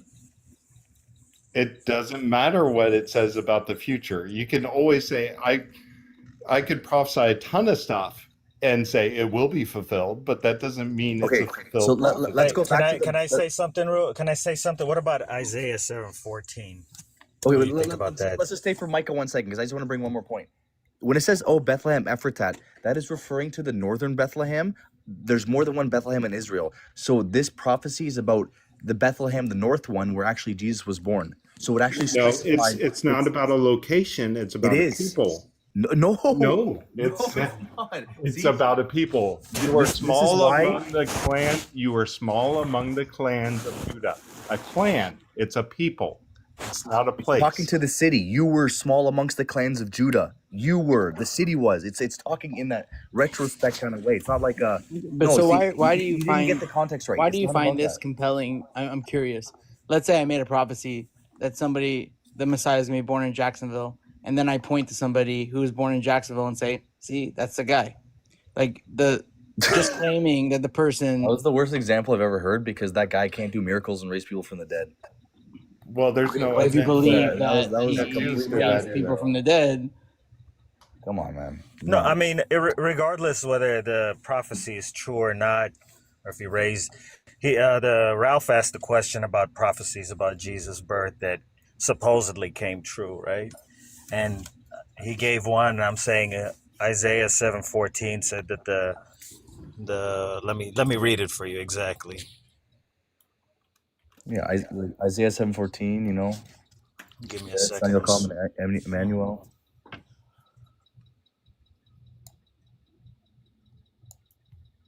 You got, behold, a virgin will be with child and bear a son, and shall call him Emmanuel. Yeah. You know, I mean, it's kind of open-ended and maybe left to interpretation, but, you know, Christian can point at that and say, hey, that's evidence of prophecy. Well, that's not a prophecy about the Messiah. That's, if you read that full chapter, if you read the context, that's talking about what's going on there with the other nation there, or whatever it is. Okay. The king of Judah, king risen of Aram and stuff. It's not about a Messiah. There's nothing in that verse that refers to the Messiah. Okay, so the Bible is not like, you cannot just read it as a prophecy. There's no like subtitle prophecy section. The prophecy is written throughout the wording, because you have to understand the Jewish language is also, every letter has a numerical value. Hebrew. Okay? Yes. Like I said, they have a numerical value, and they use gematria. Okay. No. And they use that in some kind of demonic way, as well as also they can figure out What certain is things. geometrica? What is geometrica? Gematria is the study Number of numbers theory. associated with the Israeli numerical values. Yes, it's numerical values, and it's used sometimes to hide stuff. That's why in Revelations it uses the number 666 for the Antichrist, and in different versions, ancient versions of Revelations, you'll also see the number 616, because it was, whether it was the Hebrew or Greek spelling, using gematria to describe Nero, because they didn't want to put the word Nero in there because of fear repercussions for that. So, like Revelation, the Antichrist is talking about Nero, and that's why there's 616 and 666 versions, because it's Hebrew and Greek spellings. Wait, you think the book of Revelation is talking about a past king? Yes, it's talking about Nero. It's it's apocalyptic story told during that time, and it was mainly about Nero and what's going along there. It's a common form of writing back then. Even though everything's coming true today? What is coming true? what's coming true today? Pestilence, famine, disease, wars, rumors of wars. Come on, That happens. come on, man. As opposed That happens all to the any time. other time of history? Way more. We are way more than ever. No one can. No, deny. we're actually less conflict, way less Yeah. unalivement from conflict than I'm ever sorry. before. Then you're blind. Are you saying that You what don't we're see it dealing then. with right now is way worse than the flood of Noah? We don't want to go there. Okay, well, you have to understand, sin is still sin, no matter what day and age. Okay, All right. But I'm just talking on a grand scale. There's way more bad shit going on than even like 30, 40 years ago. The point is, there's Like, no we're exponentially mess. doing bad things like in this world, and no one can deny that. Like, You're saying life is harder right now let's- than it was 2,000 years ago? In certain ways, yes. In certain ways, yes. Okay, what about the other ways? No, because you didn't have to deal with like diseases and stuff like that, like like how we have with all our food being all genetically modified, everything, how our cancer rates, our autism rates, stuff like that. Those What numbers are way higher than what they were before. So we are what dealing with a new set of if standard. you were to plot out the life expectancy of human beings from as far back as we have records of Yeah, to I get it. now, I get it. what would that graph look like? I know. I'm just saying that there's some very nefarious stuff going on in this world, and you got to understand that evil is a thing. Good is a thing. And you got to Well, pick a yes, side. capitalism, but No, I'm just saying you got to pick a side. You got to go good or evil. There's no fence. but But it's then would it's you credit capitalism for the life expectancy or no? Just the bad stuff? Well, we have medical breakthroughs, and that's what's helping us. No, I'm talking to Ralph. He's Oh, blaming capitalism for the bad, but I'm wondering if he gives well, credit for the there's good. good and bad to it. I'm not an I know, but is absolutist. it Like overall better? uh, overall, I, Yeah. no. I mean, nothing is mean, perfect, right? I think you really need a mixed system to really work well. You need some aspects of socialism, you need some aspects of capitalism, you need some aspects of it's a melting pot of stuff to really work well. Just right now, we are partially socialist, we are partially capitalist in the United States, and I think we're more heavily capitalist than we need to be. Yeah, but I mean, it's better, right, than it was in the past when, It's much better. socialists Well, were ruling most of the world, right? Like when the Disease Soviet is no, Union down. and Disease China. is down. Yeah, War is down. yeah. Unfortunately, I mean, Everything's better there's a bad with war the going on well, right now, but as socialism has decreased worldwide, right? In Africa and Soviet Union. well, it depends on what you're referring to. Like most of the European nations, if you look at any world index of, countries that are better off and better situations and stuff like that, other countries have a higher mix of socialism in their systems than the US, and they rank higher than the US in education, in Healthcare. well-being, welfare, how happy I mean, people okay, are and there's stuff like that. multiple ways that you could look at. They're mostly white Scandinavian people. If you compare them, Sure. Either smaller way, we're population. doing Wait, better let than me finish. we were Let me doing better finish. than we If were. you yeah, let him To go if finish. Goku's you if point let me is finish. that we're Let me doing finish. better And now than we if you did then. compare them, I'm sorry. Let If you Jason compare them finish. to if you compare them to like Minnesota, for example, right? Life expectancy, crime, which has similar, almost close enough populations, same demographics. They outdo them by a long shot. If you look at the GDP per capita or the median household income, life expectancy, they do better than Sweden and Norway and all these other countries. And let me finish. I'm sorry, I'm rambling. And you might think that they're more socialistic, but they're not, because their tax system is very regressive. I mean, the bottom 40% of Americans don't. You could argue that America's more socialistic than they are, because the bottom 40% pay no taxes. They have no minimum wage laws.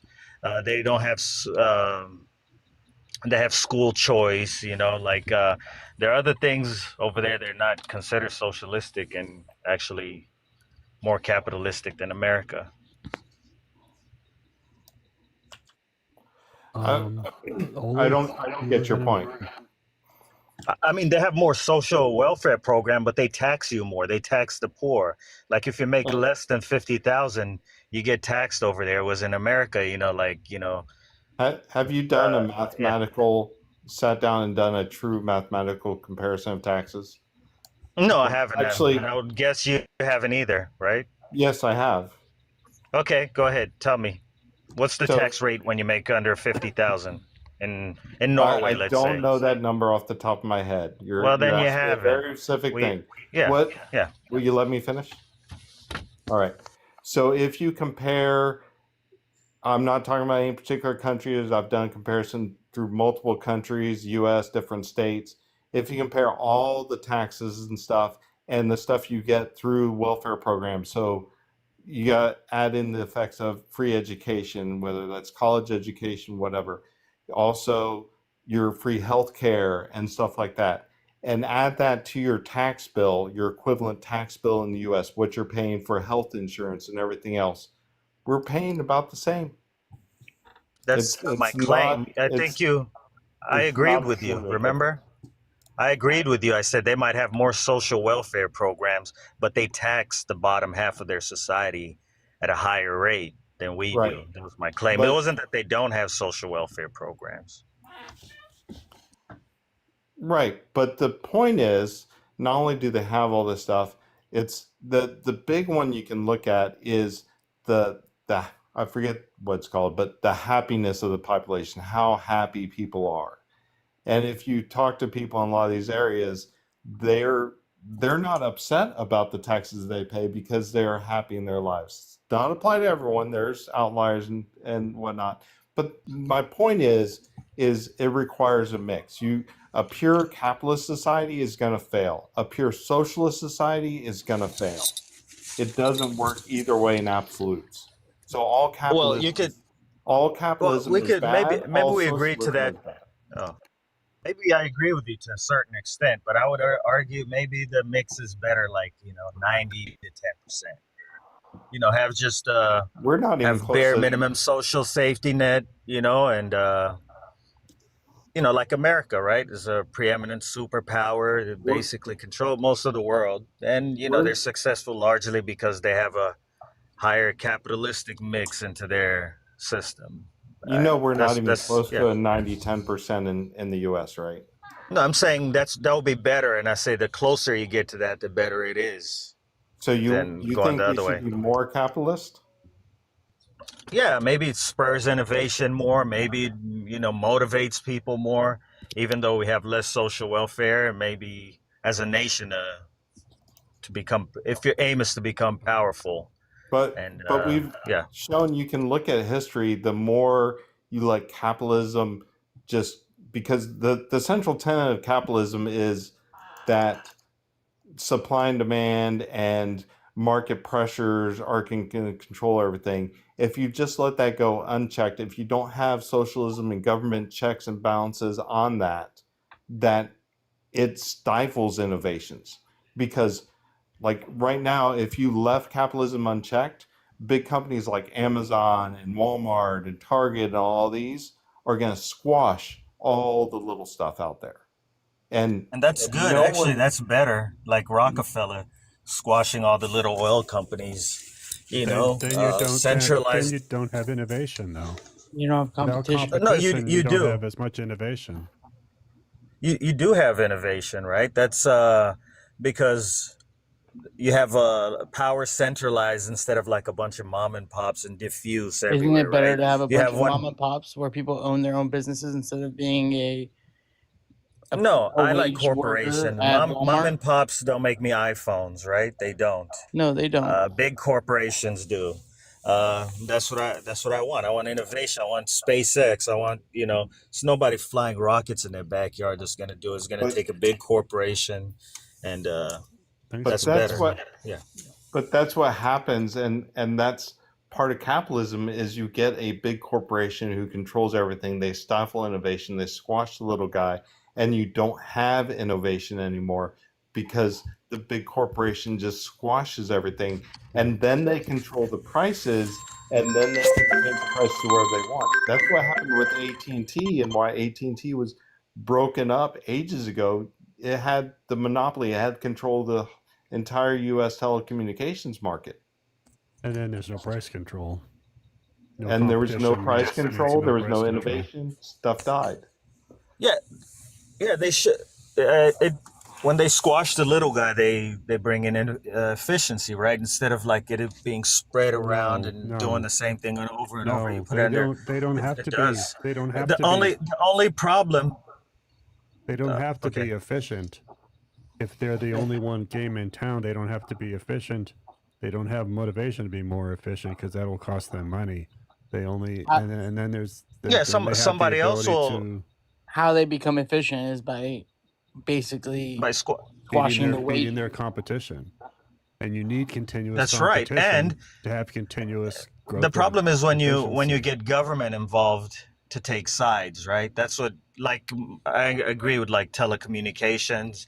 You can only have one phone company. You can't have a bunch of competition. But like other things like oil and other like Amazon, yeah, it's good. And everybody thought Walmart was going to rule the world forever. Look, Amazon came by. Alibaba is coming by. And, nobody lives forever. Sears used to rule forever, and Blockbusters. And, everybody thought they were a big evil corporation. Another evil corporation took over and made it better. That's what's always going to happen. And we benefit from that. So you're arguing kind of both sides here with that demonstration there. No, I'm saying they squashed their competition. Another person came and squashed them. That's good. Yeah, I mean, there's and parts. ultimately, what does that lead to? It leads to higher prices when you have less competition. Efficiency. Have you seen a Amazon warehouse? They do the work of like a million lazy Walmart employees Have in you the talked back to stock anybody room, that- right? You got robots just swooshing packages here and there and delivering next day. I want to have a little project. I don't have to wait a week. I don't have to go to 10 different stores. I could just click and have everything, and I could do, start my business. How about do this and that. How about something in between?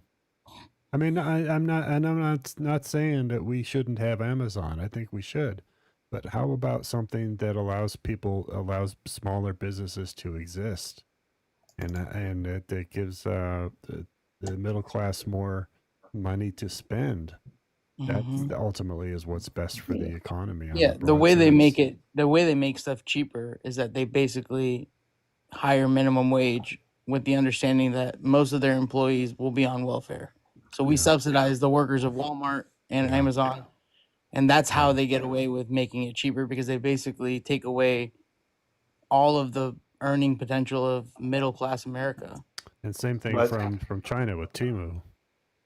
The big thing to think about with that, though, Jason, is your example of Amazon coming out and doing stuff and now bigger than Walmart, maybe. I don't know what it is, but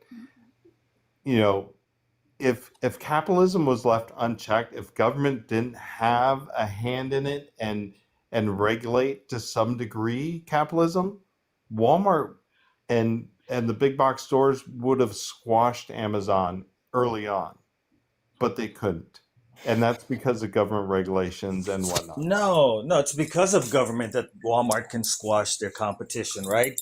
They can go to Senator so-and-so and say, hey, don't raise the prices on packages or whatever, They would have no mechanism to smash Amazon without the power, the pew-pew of the government, helping them. Yeah. That's what's always happened, is the crony capitalism, where they use the government's supposed to be the ones that are putting the checks and balances, but I would agree that now government's bought, right? And the people with the most, the biggest checkbook are the ones that are basically... Our government does fail in many aspects of it. Yeah, so like basically the Bible does talk about also appointing people to positions of power, judges, leaders like that. And that's what we do in our society. It's just that in the last, I would say, 30, 40 years, they've been really failing us, and it's really been going on a downward spiral. Like the prosperous times after World War II was good. Everything was coming up. And if you really do your research, they started many proxy wars all over the world. And they made certain countries not flourish. The Middle East was about to flourish, squashed, but only until later, after the UAE came, and then they came. But the Mediterranean was one of the best places to visit, and then it got squashed. South America just getting squashed. Everybody got squashed because those main powerhouses were not sharing the wealth and being good people. And that's when it comes back down to morality. If we all got on the same page, this would be like the best utopia ever, and we would be in harmony. But the reason that it's not is because evil exists, and also people are not knowledgeable and they haven't done research. All these factors in to morality and how it's so important to be studied and to know what's going on, and not just sit back and say, I trust the government, I trust the news, So because evil exists, that one phrase doesn't seem to fit in anything else you're saying.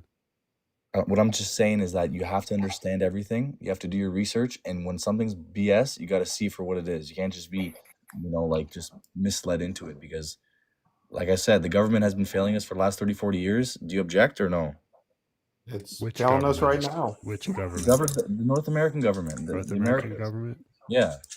North American I government don't want to do this. seems to be failing every time we get a Republican in office, frankly. No, And then no, the it's been Democrats seem to be honestly cleaning it like up every time. ever since JFK, it just went down from there. Because he was like one of the last ones, and then they all were crap after that. No matter what, they're all I crap. mean, Democrats intrinsically hate America. They say that's their platform. They believe it's an evil country That's founded on not slavery. true. No, Jason, That is true. Jason, That that's is their raison ridiculous. d'etre.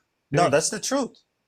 All Oh, right. well, you just can come All and right. You're gonna get dropped for that. You're gonna get dropped for that. That's just crazy. That is Goku, just crazy. Here's an easy thing for you to research. Look at the cost of housing, the wage, and all the other factors in America, and go back. Someone was talking about like after World War II, things were great, booming. The market was booming.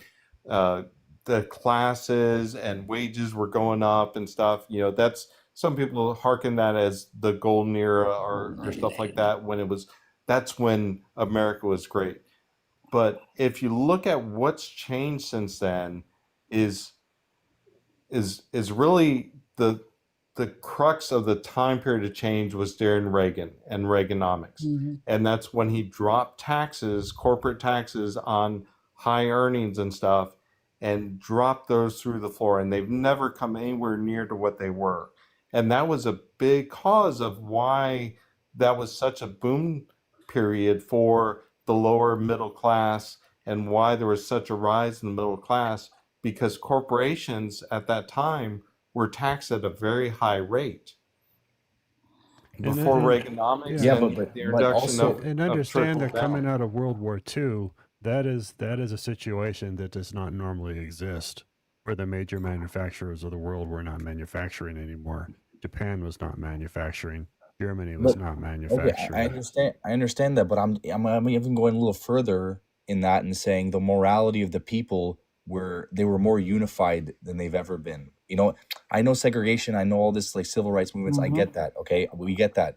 I'm talking like an average. Okay, but you're brushing that off like it's like a small thing. Like I get no, that. I'm not. But that's a we huge. can address that too. I'm just saying huge...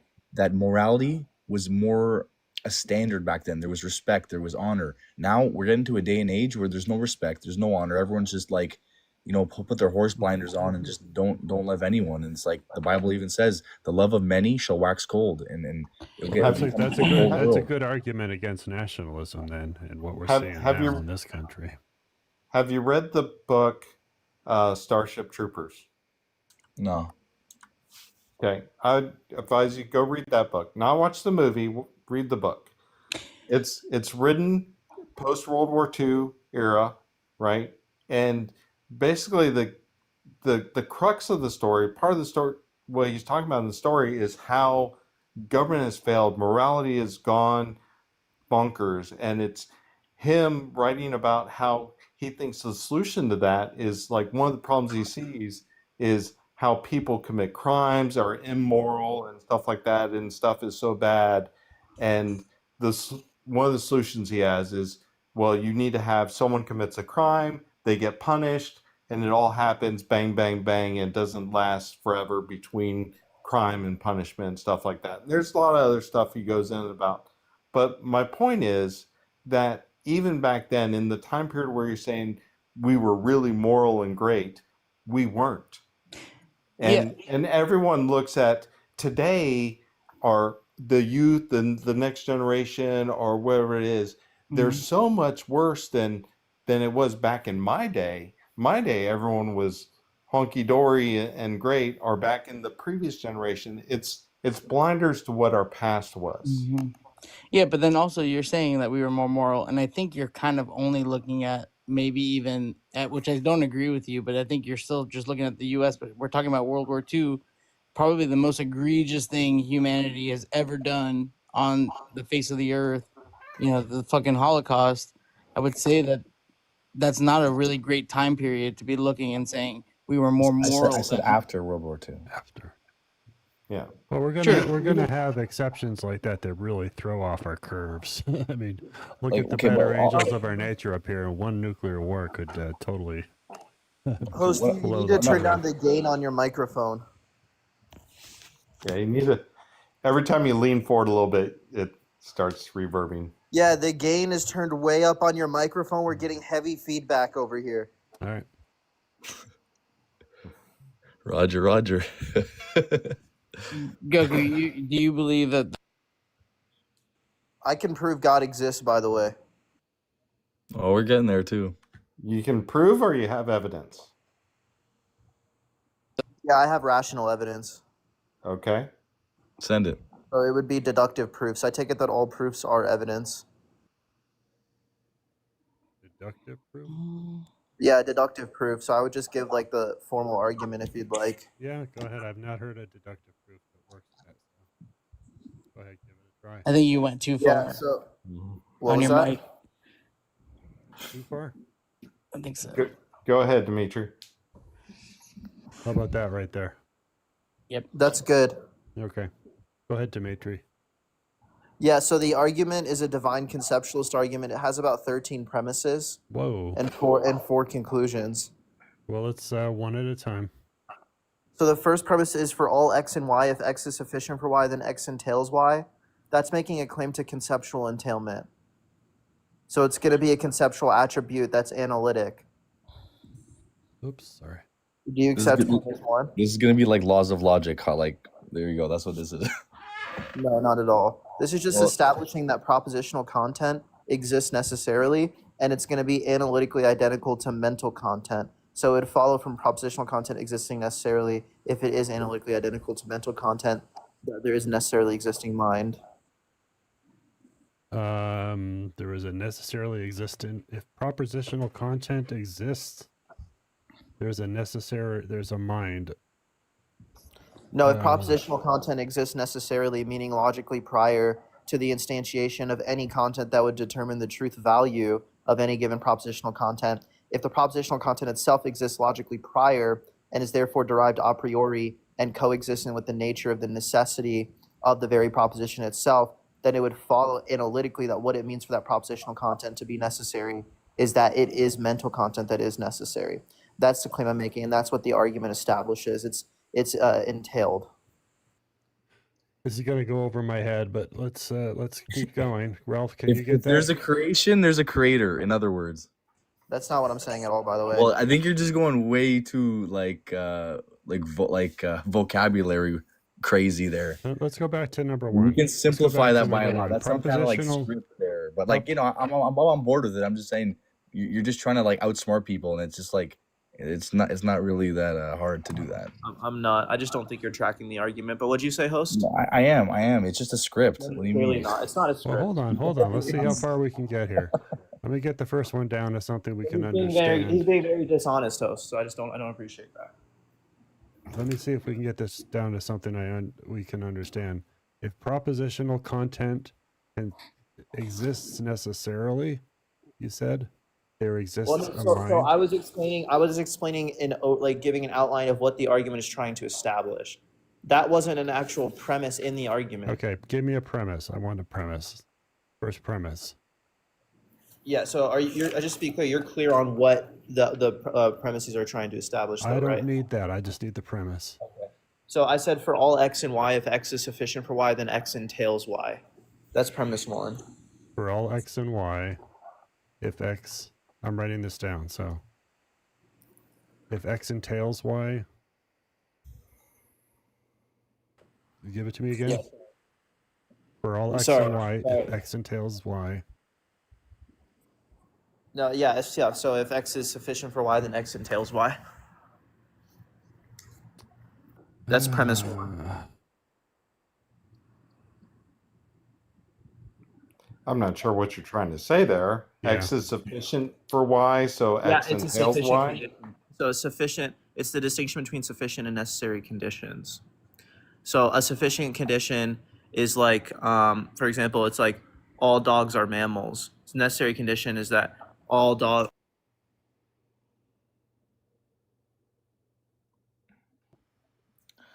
But yeah, so I think you muted yourself. Yeah. No, he- It's also a headache and a He half. swiped off the screen to look at his notes or something. Exactly, man. Like at least just have a conversation, man. Don't try to be a smarty pants and like I think get he's what you're saying doing. that if you can prove that X is correlated to Y, that then X necessarily X is part of dictates Y. Y, but then I think that's kind of like causation, correlation versus causation. This guy was Script McGee, man. Yeah, I've heard. I think I know where he's going with that. It's a bunch of mumble jumble to finally get to say, well, then you have to have something to Exactly. establish all this. Exactly. And I'm like, okay, like I understand what you're doing there, but you're just trying to be a smarty pants. You're not trying to prove anything. Well, Like, no, come he's on. trying to prove, but the question is, can it be presented in a way that we can follow, Digestible. and also are there flaws in the argument? Okay, but Now, if you even on the first premise here, though, for all X and Y, if X is sufficient for Y, then X entails Y. That's an argument right there. yeah, and like Because- if you want to talk about because- like God and like intelligent design, you just talk about the earth. You know what I mean? Like talk about like things that we can study. You know, the molecules, the atoms, the God particles, the quarks. Well, you know, I like got a stuff question like for you, Goku, because I'm curious how you square it in your head. Let me say something here, because I'm seeing.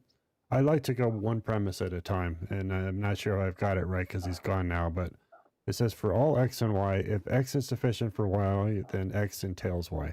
So X entails Y is a conclusion. So Yeah. basically, you've got for all X and Y. That's not a statement. So you have if X is sufficient for Y, then X entails Y. That is one premise and a conclusion. That's not an argument. You need two, exactly. you need That's what I'm two saying. premises. So I see a problem in structure right on number one. I told you, he just looked something on Google and he just, oh, that sounds good.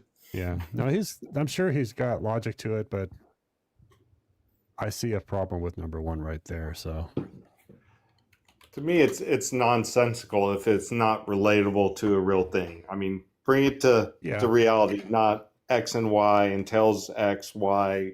and I don't even know what It's great if you're talking about actual math, but Well, I'm sure he he's was not gonna talking say about math. Yeah. Yo, Ollie, I he's- couldn't hear you. You're like we were out the screen or something. Oh, you're good, man. I was gonna ask you. I guess the a question for you is like kind of how do you square parts of the Bible that I feel like are immoral, and if you are pointing to the Bible to show that that's kind of our blueprint for what's moral and what's not moral, and I don't know if you believe that the Bible is the Word of God and that everything in it is true. How do you deal with the passages that essentially allow for slavery and give the rules of engagement of slavery? Yeah. So, okay, there is mention of wars in the Bible and God telling them to go wipe out those people, stuff like that. There's like some people say slavery. If you're Jewish, then after 7 years you can come out, but if you're not, then you're there forever. Like some of that was indentured servitude. Also, some of that was like the thing where it makes sense for me, because if you're Jewish, then you have to stop doing it after 7 years. So the thing is, if you truly believed in God, then no one would be a slave. You know what I mean? It's just But God told you exactly how to handle a slave. And I feel like if you believed in do you believe that God is all good, loving, or do you I guess the image that I get portrayed of God doesn't mesh with telling us how slavery should be handled, whether it's 7 years. I don't know. I wouldn't really want to worship a God that allowed for any number of years of slavery to work. Okay, so do you know what indentured servitude is? It's immoral. It's a bad thing. No, I get it, but indentured servitude was back in the day. There was no social structure. So, if there was a widow, if there was someone, you would take them on, you would help them. And so God outlined them to the Levitical laws of the people, legislation for Israel at that time. He outlined very specific things at very specific times, okay? But he gave us the 10 Commandments first, okay? That's what we got to focus on, is the 10 Commandments. If everybody abided by the 10 Commandments, all this other crazy stuff in the Bible wouldn't have happened. It would be all peaches and cream and everything good. But people, they didn't want to follow the 10 Commandments, so they chose a life of evil. That's what I'm trying to tell you guys. It's either it's evil or good. If you want to think there's a gray area or there's no good or evil, then like I said, I suggest you just like do some more research. But Why didn't You if gotta- God says you put can, slavery is bad in the 10 Commandments? and why would he say that you can beat your slave as long as he can get up the next day? You know, then you're all good. It says, show me that one. All right. So hold on. Before we get to that, Leviticus 25:46. So your 7 years. This is only for 7 years, and then they need to go free. That was only true Only if you're Jewish. only if you're Jewish. That's what I said. But Leviticus 25:46, you can bequeath them to your children as inherited property, and you can make them your slaves for life. Yeah, if you were the unbeliever, yeah. Right? That is slavery, which is morally wrong. I understand. I'm not trying to like sugarcoat anything. That's what it says. But at the end of the day, if you look at the entire track record of the scriptures, But God if- loves if- everyone, and He wants the best for everyone, and He wants But- you to change. He wants you but to do not- better. But he wants the people to best. own other people as property. Okay, but what did Jesus say That's about not any of love. that slavery? He didn't say any of that. I told Yes, you, he never. Levitical he never laws once, was legislation for the people Israel at that time. He never But if I was once God, I said, wouldn't include "Do not that own other people's pre-Jesus property." order. Wait, hold on. Too many questions. I didn't Sorry, hear. Ralph. Go ahead, Ralph. So Jesus never once in all the New Testament, nor did any of the other New Testament authors ever once say, "Do not own other people as property." No, it says love your neighbor. Never once does it say, "Do not own other people as property." No, man, it doesn't say that. But so why would God get it wrong in the Old Testament? No, He did. Like I already said. Okay, God gave Levitical laws for the people Israel. That was their legislation. That was their kind of like rule book, guidebook. Why Yeah, but why would he? Why would he? came out of why would slavery. he give a pro-slavery law to the Israelites? Right. I'm not sure. Why I'm not wouldn't sure, he but like I let said, indentured servitude was immoral, the though, thing. right? No, But we can Indentured accept servitude. slavery We is immoral. understand that indentured servitude is because you've got a debt to pay off, right? yes. So why does that give somebody the right to treat them poorly? Why don't you just give them a job, basically, that says you serve me until your debt is paid off, but we don't have any right to treat you poorly? I'm not sure. Like I said, like there's some things like that. Like I don't have an answer for you. Okay, I haven't studied the whole entire Bible in its Can I give entirety. you an idea of that? What if that was just what they did at the time? That is the nature of subjective morality. People thought that that was a thing they could get away with, so they did it. No, but remember, every time they went against God, they got in trouble. That's why Babylon conquered them the first time, is because they went against God's word and they didn't have the protection anymore. But then that's the context of the story of the scripture. I'm just trying to tell you what it says. So Can you read Exodus 20:21, chapter 20, verse 21? Let me pull it up.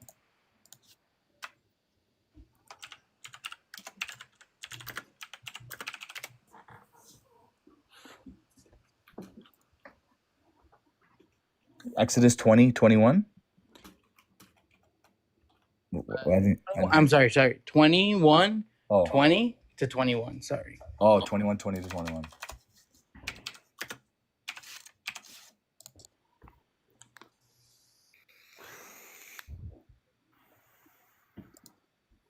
If a man strike manservant or maidservant with a rod, and the servant dies by his hand, he shall surely be punished. Mm-hmm. So yeah, if you kill someone, you can get punished. Keep going. Unalive. Okay. Yeah, please. Oh yeah, sorry. I'm live. Forgot. 20, Keep going. Start with 20. Anyone who beats their male or female slave. Okay. Yeah, we'll be directed. But they are not to be punished if the slave recovers or after a day or two, since the slave is their So property. God's okay with the beating part, which is No, so let's as long as they recover within a day or two. so that's Would you say beating somebody and having them be at a point where they need to recover for a day or two is moral or immoral? obviously wrong. So I guess how do you square that Yeah, but God's word, if you believe that this is God's word, how or if you're looking to the Bible for like the code of morality and this is what gives humanity morality, how do you square that verse is in there? Like I said, there were some things that happened in the Bible that were not what we would call morally good. What does Right? Jesus? What does that What does imply to you? So What that does means that that we imply to know you? what morally good is, No, whether because it's you in the have, Bible or not, but right? you have to look. You can't just take Go- one part Goku, Alright. what does that imply to and you? discredit the whole thing. You I know, can't. but so you're able to discern what's moral separate from what's being dictated in the Bible, right? Like the Bible says one thing is okay, and now we're having a discussion and we can all agree that what it said is wrong. So we don't need the Bible to tell us Yeah. what's right and wrong, right? Because if we just use the Bible, we would say that I could beat my slave as long as I got up in a day or two. Yeah. But we are using some other judgment, some other form of logic, and somehow we've come up with what is moral with it without relying on the Bible. Okay, so like I said, this is what I understand. The Levitical laws were for Israel, but the Ten Commandments were Doesn't for matter. everyone. I've, No, no, but I've hold on. asked you Hold within on. Israel. Okay, but the Ten Commandments are for everyone. So if you showed me in the Ten Commandments where it's okay to have a slave, then you'd be like, oh, red Hold on. flag. The Ten But Commandments were Goku, also given to Israel. exactly. Goku, what separates? Where in the Bible does it say obey the Ten Commandments, but don't obey the other laws? Because the only reference I find is Matthew 5:18, where Jesus says you must obey the law and the prophets. Not one jot or tittle will go away. So you must obey the full law of the Old Testament. And when they say the law, they mean the entire Old Testament. There's no reference in there to just the Ten Commandments. So is there any other spot in the Bible that you're referencing that says obey the Ten Commandments, disregard the rest of this old law that doesn't apply anymore? Yeah, Which because the is stated Messiah. over and over again in the Bible that this law is forever. Yeah, the law. It's also talking about the Ten Commandments, but you have to understand Jesus was the new covenant between God and man. That was Right, the whole but point of the Jesus covenant. said not one jot or tittle of this will go away. Okay, and Ever. it never will. So it still applies. No, not necessarily, because Christ came as the Messiah, man. But he says He said, "I came to he fulfill the law." says If you it were to still talk about what he applies. says, The law applies forever. Okay, but if you want to take what Jesus said, he also said he fulfilled the law. So what are you going to say about that? So we So- have right, inconsistency in the writing. Great. But in you- that you- same, To keep the commandments, you can do what's right. That's can what you he's trying to tell fulfill something without making it go away? Can you fulfill something that without making it go away? Right? Is a necessary fact that if you fulfill something, does that mean it no longer applies? Not necessarily. That means it's just complete. Okay, so there's nothing. The only reference we have in the scripture is that I know of is Matthew 5:18, which says that he has not come to destroy the law or the prophets, not come to destroy but fulfill. For Mhm. verily I say unto you, till heaven and earth pass away, which I assume those haven't happened, not one jot or tittle shall no wise pass away from the law. So all the law applies till all things are accomplished. Yeah, Till but heaven and earth pass away. And heaven and earth are still here, as far as I know. I understand that, but the laws are the Ten Commandments. The law is the Torah, which is Yeah. Genesis, Exodus, Leviticus, Numbers, Deuteronomy, the full books, We've got not about the Ten 600 Commandments. laws. Yeah. So what's your how do you define God? I guess I'm curious. Like, what do you consider him? All powerful, all knowing, or like, can you describe it? I don't want to put words in your mouth, so I'm curious. Like, how do Yeah, you you define got the it. You God got it that there. you all knowing, all powerful, Okay. Yeah. all good? Yeah. So I guess How about this? All for the greater good. How about that? all for the greater good, except for the slaves. Like, except for the good for the slaves. Well, yeah, Like, you can say they're that. You can say God was willing why would God to- send those guys to go wipe out those nations, the Moabites, the Hittite, like all those like different kind of bite. They Sure. wiped them out, right? Sure. So I understand there was some killing in the Bible, but everybody was killing themselves too. You can't deny that. Unaliving. I'm just saying that, like, Unalive. sorry, man, I keep slipping on that because I just don't think it's a bad word. Okay, I haven't had to say it yet. I'm sure I would slip up on that too. but like, yeah, they I'll just say wiped out. So they wiped out all those people. Okay. Remember, God has a plan for everyone. Yeah. Okay, the greater good, the greater plan was for that Messiah to come. But and to kind of, is your God moral? yes, of course, he is. God is love. You know, God is love. God is love. And everybody knows How what do you love is. square that God's word, whether it was overwritten by the New Testament and Jesus' fulfilling of the prophecy, how do you square that for hundreds of years before Jesus, he had a testament that was immoral? Okay, like I said, in that specific spot, yes, there's something there. But if you look at the rest, God was very strict on them. You're like, hey, you got to do the right thing. You got to make the right decisions. If not, bad things are going to happen. Yeah, So and I Do think you think? Let me ask a question. So, Goku, do you think that this was because of inconsistent writing in the Bible, different writers? no, because they were all on the same accord. So then, why the inconsistency? I know you don't. You say you don't understand it. You don't understand why there's an inconsistency. There's not an inconsistency. It's just that people in the past, they made bad decisions. Okay, even like the divorcement thing. Are you allowed to divorce? It's No, not only by- people in the past making up the rule. I guess that's why I'm That's the asking writers you. that's either God, Right. or that's the writers of the Bible. Like, I'm asking you if you believe that the Bible in its totality is supposed to be the Word of God, yes, of in course. your it is. opinion. So that's the part that I can't square. Like, I can grant you that parts of the Bible has really great points and things to really model your life on. But the reason why I can't get to the point where I say this is the Word of God is because of these small portions that seem like they're written by flawed humans. Okay, so I struggled with the same thing, right? But what I realized is that the rest of the history and the account is real. So their account of miracles happening, events happening, kings happening. How do you know are that? real things? No, history, because I'm a big history buff and I want to figure it out for myself. In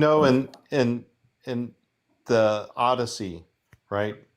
Yeah. There are real places in that book. Okay. There are descriptions of real things, real places, real people, and there's a lot of stuff that we all know is not real. But does the fact that there's real things and real places in there lead credence to believe the other stuff that we can all agree that isn't real? Well, it's not a comparable book. Well, my point is that just a book having some stuff in it that is real does not make other things in it real. That's true, but the Bible's unlike any other book ever written. It's written by many authors over time. Well, yeah, it's lots of books with lots of contradictions, lots of inconsistencies, but what in that, just because you put a bunch of books together that are from the same people and tells a journey of their religious faith and how their laws changed and rules changed and how the people changed and stuff like that, how does that lead credence or give evidence that the supernatural is real? Because without the supernatural, they wouldn't have been where they are today, or that they wouldn't have that journey. They wouldn't have those stories. They wouldn't have that. That doesn't make sense. That time. That doesn't make sense to me, because if the supernatural was true, if they had access to supernatural when others don't, then they would be greater than all the other nations out there. They were. Israel was the greatest for many years. No, they weren't. What are you talking about, man? King Solomon was one of the most richest person in the world at that time. What are you talking about? King David was a great king.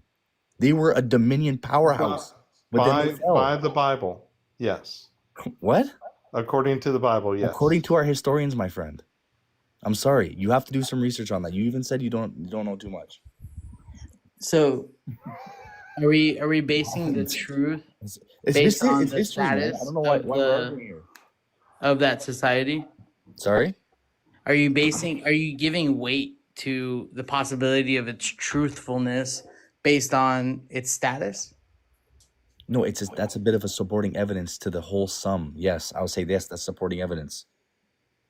Because what happened was they were a powerhouse. The reason they were a powerhouse is because they were believing. And if you look and you understand the context of the scripture, you would see that generation after next generation, some would believe, some wouldn't. Some would believe, some wouldn't. But it's not only those nations that believed that were powerhouses. I'm not saying that they were the only powerhouse, but they were a powerhouse, and that's I undeniable. understand, but I think if you're using that to, in some ways, It's supporting just to evidence. support it, then the Roman Empire is the ones that killed Jesus. Yeah, okay, They didn't to a degree. Because the Pontius was like, my hands are clean here. You guys are saying this, Sure. Persian Empire was on top. They didn't believe. No, they didn't. And then they fell. And then Alexander, and then he fell. And then the Roman Empire, and then they fell. And then it just... Israel fell. Israel fell, but why did they fall? Because they didn't listen to God. They killed the Messiah, man. What do you think is going to happen? All right. You know what I mean? That's the context of the scripture. Historically... But isn't that prophecy? That's the prophecy. So wasn't that what they're supposed to do? King Solomon expanded the region of Israel to its largest extent. Sorry, say it again. King Solomon expanded Israel to its largest extent, right? Okay. Which was from the Nile River to the Euphrates River, part of Western Syria, and stuff like that. It is tiny compared to the much larger nations that had much greater reigns of superiority. Yeah, so, but they still, everybody, okay, if you knew the history... It's nonsensical to me to say that is justification for them being... Let me tell you why. Because if you really knew the history of the Middle East, you knew they were all trying to take over Israel. But guess what? They got deflected and thwarted time after time. But the times they got conquered is because that nation started being rebellious against God, and then God put them to their own sin and said, yeah, you want to do this? That's what's going to happen. But if you want to believe, good things are going to happen. And when they were believing, they were untouchable. But when they didn't believe, they got conquered. And then they came back, and they got conquered again, and they came back, and now the unfolding of the revelation is coming true. You've said this a couple times, but it still does not make sense to make that claim that this was because there was a supernatural power behind them. Because if there was a supernatural power behind them, when they were going big, they would be bigger than other nations that did not have supernatural powers who conquered much more landmass. Okay, see, that's where you fail again. It's not about landmass, it's about the promised land of Abraham. God promised a certain amount of land, and that was that land. And that was the land they wanted, just that.